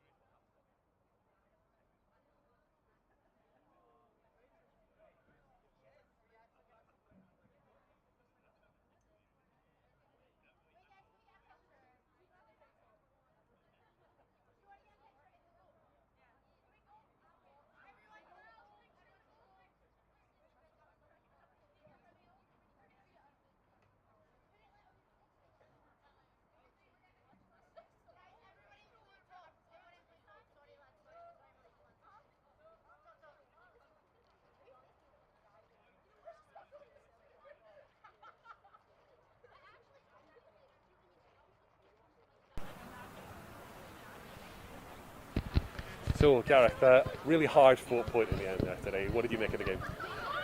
I generally think that's probably one of the most competitive games that we've played this year. I think both teams came in, both teams fought. I think we were unfortunate to go behind in the manner that we did just before half-time. But I think after the half-time team talk, I think we came out of the blocks a little bit more grit between our teeth. Yeah, the goal we scored was a little bit on the fortunate side. Like I'd sit here and happily submit that, but actually we've created some opportunities there. We've put them under quite a bit of pressure, especially in that third quarter. So yeah, I think generally, especially after we've come off an 11-0 hitting by what's only 2 weeks ago, actually the gap in the league came quite nicely. It allowed us to reset, allowed us to refocus, and yeah, no, genuinely I think a really competitive performance, and actually to get a point out of a game Grange, who are sitting, I think, 3rd or 4th in the league. Those are the teams we want to be mixing with. So actually to go toe for toe and come out with a point, it shows that we're in the right company. Just a word for Verity as well. I feel like there's been a couple of home games where we spoke about her either off camera or on camera, but she was kept busy tonight and did everything that was asked of her. Absolutely. Like I think you can see Verity's coming of age as a goalkeeper. Like obviously still a lot to learn. She's only 16, so to actually have a goalkeeper as young as that, being able to experience a full Prem season, and some of the saves that she put in today, by God, she's definitely works a bit. And one thing that I've had a chat with her about is actually being more vocal. I think she was probably one of the more vocal people on the pitch tonight, which was great. It shows that actually it doesn't matter what age you are on the pitch, you can tell people what to do if they're not doing it right or they need to be somewhere else. Fantastic. Like you say, it's been a learning experience for her. We've got to see her, like so many others, are getting used to playing this level of hockey and getting much more experience at it. How do you keep the good times rolling? Just more of the same into the next teams to come? Absolutely. Maybe it's a bit like cricket where they've got Bazball. Maybe it's Gazball up here. Who knows? But no, it's one of those where actually, we've got GHK next week. It's going to be a very similar game. Very similar game. They're wanting to be top 6 as well. So they're a team we're going to have to put in a very similar shift to get something out of that game as well. And then I think the next home game is 2 weeks against Wildcats, which will be another tough game. So we've got this little tough run of fixtures. So actually to come out with a point in the first one shows that we're going in the right direction, shows that we're going in the right place. A big shout out to Lucy as well. She got off the plane from Australia yesterday after a 3-week holiday, so to basically roll out onto a pitch, I imagine she's probably going to sleep well tonight and tomorrow, most of tomorrow actually. But yeah, no, we'll go back. We'll obviously review the footage from today and kind of get ready to go again on Saturday. Well, excellent. Congratulations on a hard fought point and best of luck when you come up and face GHK as well. Excellent, thank you very much. Cheers. All right, and that's it for us. Thank you for joining us for the coverage of both the Gents ones and Ladies ones. A win and a draw. Very good outcome for Uddingston from both those games. Hope you've enjoyed it. Thank you for sticking with us, and we'll see you again tomorrow when the Gents ones take on Edinburgh University.